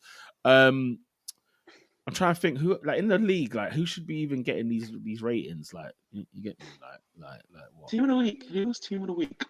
Could say Newcastle. Bruno Guimaraes. You could say. Yeah. Oh wait, we're team in it. Wait, I thought we already said Ronaldo.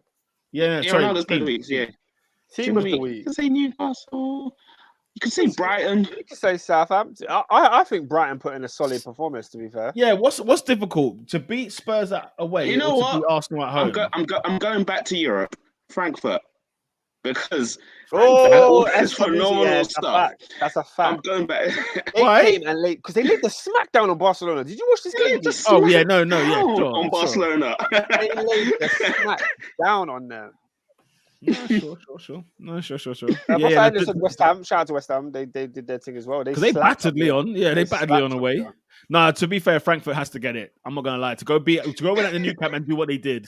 Nah, that levels to this. C1 says Oscar calling Sevilla bums, but backs Everton's Lampard outrageous. C1, yeah. Oscar is shameless, bro. Like, man comes out and says Sevilla are bums. That's one thing. Yeah, they're going to be in the Champions League next year. But he absolutely rides.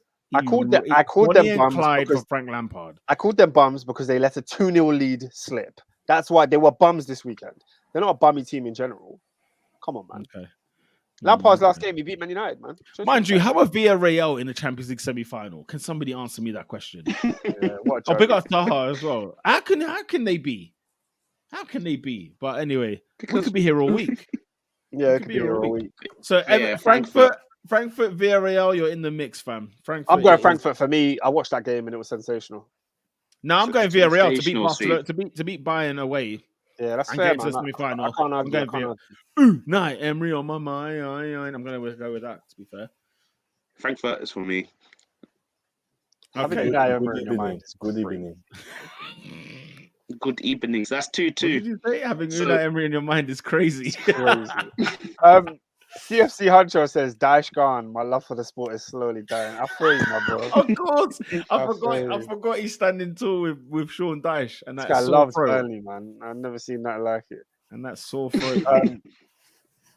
Yeah, definition of efficiency: 2 shots on target, 2 goals, both legs. Nah, Emery's shameless, man. I swear down. That guy with Capoue and Coquelin and players like that. You know what I'm saying? Lo Celso. I mean, they got some dross in that side. Hey, shout out to Tenson. He says, remember Raquel May's penalty miss against Arsenal? Arsenal put life that day, man. Bro, put life. Tenzin. That was a day I will never forget. Watch Wenger's reaction at the final whistle. I've never seen a man with such emotion in my life. Screamed. I could feel the scream, Austin. I could feel it. Anyway. Yeah, man. You nearly bottled it still.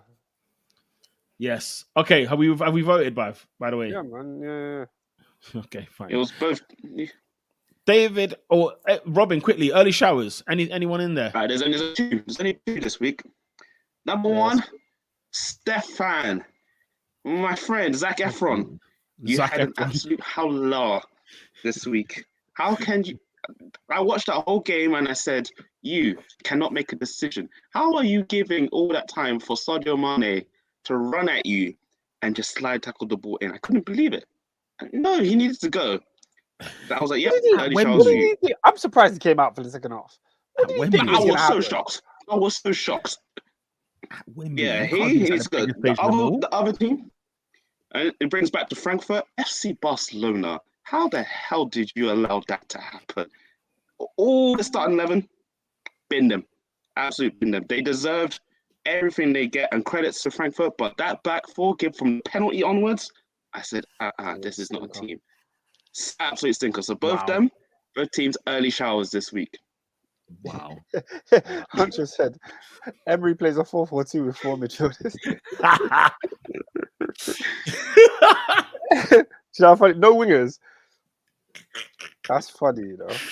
Oh, I love that man. Honestly, I love him. He's a clown. Oh, Unai, come on.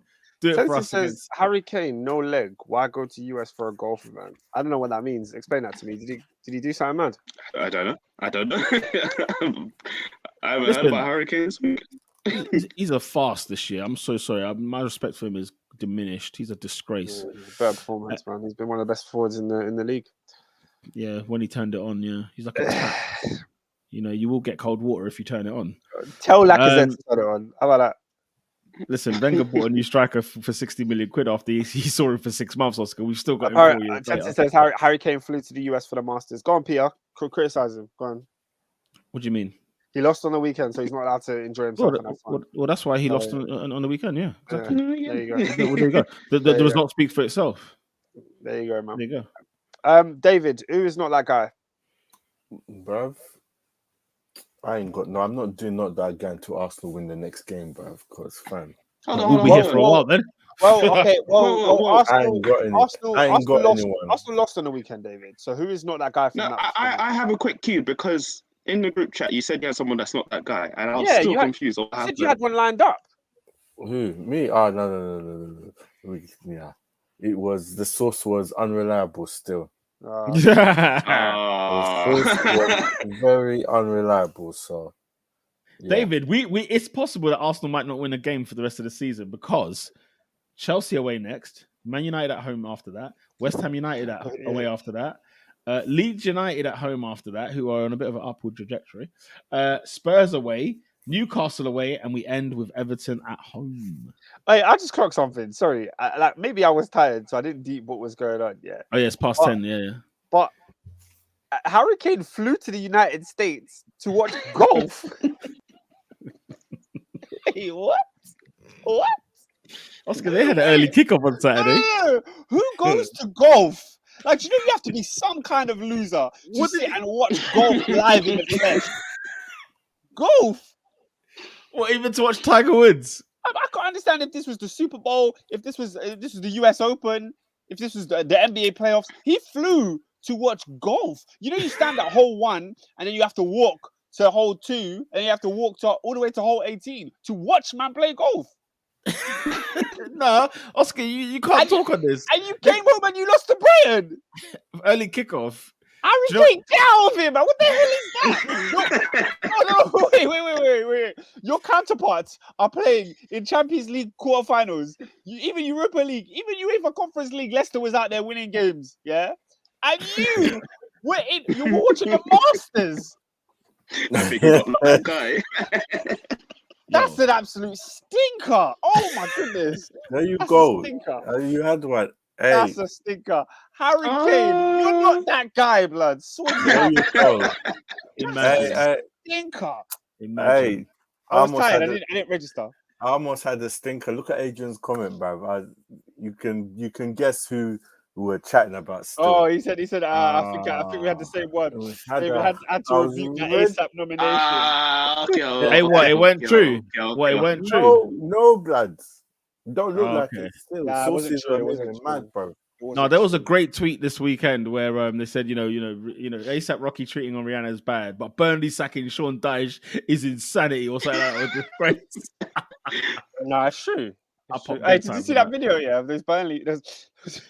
There's a Burnley fan who was crying, and she was on the phone to another Burnley fan, and she was like, "Turn on Sky Sports News, turn on Sky Sports News, turn it on." And she was like, "Dash is gone. We never even got to say goodbye." I need to send you man the video. It's so funny. She said we never got to say goodbye. Like he's died or something. You know what, guys? If people that are not from the UK, you gotta love a Northerner. Their accent makes it 10 times better. That is fantastic. That is fantastic. Hey, no, I caught it late. I said it too late. Yeah, he said David had to rebuke that nomination ASAP. Hey. We see you, cuz. Yeah, AD, we see you, bro. We see you on the wing. You know what I'm saying? AD with the bars, always, man. Oscar, there's a lot of big games on this midweek as well. Before we get back onto the top 4 podcast, Chelsea taking on. In fact, no. Let me pump the brakes. Start with Tuesday, man. I'll pump the break. Sorry, I'll start with Tuesday. Liverpool taking on Manchester United. 8:00 kickoff. Oh, it's long. Like I said, if we get even a point is a miracle. I'll bite your hand for that. But it will be Liverpool win. United win. It'll be one of them. Liverpool took it themselves. It'll be one of them. Themselves. I ain't gonna lie, man. It's gonna be a dispatch. First half an hour, game will be done. It'll be finished. You guys could go on to Coronation Street or whatever the hell you lot watch afterwards. Yeah, what's that Endo saying? A quick 3-0, man. That's what I think. I said no. This is not the game for Man United to worry. If that makes sense. If they're in the fight for top 4, that is not the game to look at. You need to look at every single one. It could be the game that Manchester United stop Liverpool's title reign, and that would be significant. I said if we get a point, then Liverpool have to look at themselves. Yeah, man. The streets have another not that guy. Taha saying Savage is not that guy for pulling man's hair at a big age. The way he dragged Phil Foden off the pitch. Savage. You see what people don't understand about that, yeah? Shout out to Boss Lakendo. He said it's Savage for pulling Grealish's hair when you're unsafe for spitting. What people don't understand about that Foden thing is Foden was fouled. He moved off the pitch and he rolled back on the pitch. Yeah. I empathized with the athletic players at that point. I said, yeah, pull him off. Pull my man off the pitch. Who's the don that got sent off? Why is he grabbing Grealish's hair like that? That was mad. Well, he called him a see you next Tuesday. That's why. I'm sorry. I didn't realize we're going to change this. He called him a see you next Tuesday, and he got his hair pulled. And we're just talking about the hair pulling. It's unbelievable. I sympathize with the athletic players, man. You can't let man run amok like this. I don't know, man. I don't know. So, yeah, we've got Liverpool, Manchester United, of course, right there. And then on the Wednesday, ladies and gentlemen, Chelsea taking on the Arsenal at Stamford Bridge. Chelsea. Kickoff on Sky Sports. I actually managed to get a ticket, so I'm going to be there for that game. Oscar, take out. Yeah, it's Chelsea. Huh? Chelsea. Take out the ticker. It's not that guy anymore. It's not that guy anymore. Oh, he's all right. Fair enough. Yes, yeah. I don't know if there's any real other. Look, David, what do you reckon? You're at the game there on Wednesday. Huh? Ain't you at the game on Wednesday? Am I at the game? I'm not at the game. Are you at the game? I thought you was at the game. Which game are you talking about? What is this, Peter? Chelsea Arsenal. This guy said to me, "Where's my ticket?" I said, "It's there, blood. It's creased. It's ironed." You know what I'm saying? Oh, yeah. You've got me. Okay. Bam. Even the man were confused. Peter, you at the game? Yeah, unfortunately, I want to give it away. Yeah, all right. Well, we'll link up afterwards. Let's link up afterwards. No, I don't even want to link up. I want to go. I don't want to be anywhere near there. Do you know why? Because seeing you post-match after you've absolutely turned us over, it's not a good look. We're not a great team, guys. So come on, it's not. Let me go to Stamford Bridge, man. It's going to be. Do you know what? C1 London, that is a fantastic prediction because I think it's going to go back to the days of like Ancelotti Chelsea when Chelsea just used to just finish us in the first half and the game was done. 2-0. We've got no cover on this game, so that's going to be tough. That's all right. I'm sorry. Loftus-Cheek is going to worry about Sambi Lokonga, isn't he, in midfield? Oh, Sambi Lokonga. I can't talk, man. I don't know. That's not playing, so it's fine. It's fine. No, well, so what? Eddie is better, mate. I want to see Martinelli starting at centre forward at Chelsea. No excuses. That's what I need to be seeing. You feel me? So, Chelsea. Honestly, I'm such a mentalist for going to this game. I don't want to go. I genuinely don't want, like David. No cap. I don't want to go. But anyway, Everton. Oh, is that how it is? Yeah. What's it called? Everton taking on Leicester. I don't know if that's a big game if you want to talk about it as such. Not a big game. It's not a big game. I think Leicester could nick it something there. And by the way, Maddison's got 14 goals in all comps this season and 9 assists. Phenomenal scenes, Jeff. Man City got against Brighton as well. So Brighton, 3 massive games in a row for Brighton. They're getting piped. Don't worry. Yeah, is that where? I don't see Pep losing any more Premier League games. Is that where it's coming to an end? Yeah, in terms of that. Yeah. What they've done all week against and of course, before we come back to the Top 4 podcast the following Monday, ladies and gentlemen. Arsenal taking on Manchester United at 12:30. I need to be. I need to be present for that one. That's impossible, David. How are you going to ask me week of? That's impossible. That ticket gets sold out the day the fixtures come out. That's in June. That game. That game is sold out straight. No word of a lie, yeah. No cap. Not even on a big heavy. Even at Old Trafford. That game is sold out straight. Arsenal Man United is the most sold out game in the last 20 years of the Premier League. For whatever reason, no matter where we are, that game is impossible. It's a frigging farce. I've asked for tickets from the box office. I said, look, I will pay double. What is the price? Where can I get a ticket? They cannot find me a seat. It's a farce. It's a frigging farce. It's an absolute farce. Arsenal, Man United, 12:30 kickoff. What do we think? You think Ronaldo will play? Yeah, of course. Why would? Do I think Ronaldo will play? He'll play. What that scored the brace last time we played him? Okay, the guy that loves to score goals. He's probably got more goals than Lacazette at Emirates Stadium. Yes, he will play. That's another L, bruv, then. Flipping hell. This guy's got a 100-meter free kick. I can't get that memory out of my mind at all. But guys, I don't know what to. I actually think Manchester United will win this game. And they're whacked, but they're dead. It's very hard for me to predict a game when the round of fixtures before hasn't been played. So I don't know what's going to happen. But yeah, my mind would tell me a United win. Look at that. How is the tables turned like that? It's just because we can't score a goal. No, you were never beating a top six anyway. It was never. No, Oscar. The form that we were in, we were beating Man United at home. But what? Because you beat Tottenham? You thought you were going to win? No, because we beat Tottenham was in friggin' September. You moron. Yeah, but I'm talking about this year. You don't beat the top 6 teams. This season, you ain't beating on top 6 teams. So why would I assume it's going to change? When's the last time United beat us at the Emirates? I don't care. Come on, bro. Yeah, man. He did, Adrian. I remember. What? I abused Adrian. Yeah.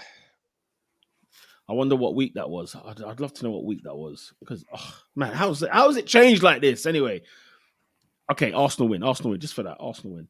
Let's see. There's no other real games there to be worthy. There's nothing of note. Derby at the end there. Liverpool versus Everton. I mean, how many? And Liverpool gonna lay off the smack down. What do you mean? How many? Do you not think Super Frank Lampard ain't coming there to part that bus? With what? Godfrey. Mason Holgate. With Colgate and Godfrey. Yeah. I'm telling you, we'll have a draw. Trust me. You must be joking. Trust me, Daddy. You must be joking. No, you're. If Frank Lampard stops Liverpool from winning the league, he's an Everton legend. He's an Everton legend. That's actually very true. Even if they go down. Even if they go down. That's the point. The point will aid keeping them up. So if he keeps them up and takes Liverpool away from winning the league, that'd be brilliant. Yeah, be I need City to drop points out Watford and then Everton to drop points to stop Liverpool. That's what I need. Wow. Give me that Lampard legacy. I need it. Wow. That is phenomenal scenes, Jeff. Yeah, it's a case of how many. I hope Liverpool beat them so much that Frank loses his job there. And then Everton can stay up afterwards when they bring in Sean Dyche.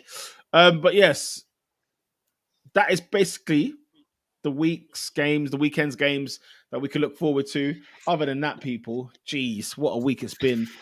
Do share, like, and subscribe. Please hit a like button on this video. We would love that. At Top 4 Podcast. Can you give it to me? At Top 4 Podcast on the Twitter, on the SoundCloud, on Spotify, on YouTube, Instagram, Insta, baby. TikTok. Don't forget that on TikTok as well. Oh, we be on TikTok, people. We be on that TikTok. The posts have kind of slowed down a little bit, but we'll be back up. Yes, do make sure you check us out every Monday at 8 p.m. Hope you enjoyed your Easter weekend.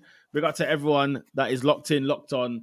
And we'll be back next week when Arsenal have beaten Chelsea and Man United in a row. Come on, you Gunners. Until then, next week.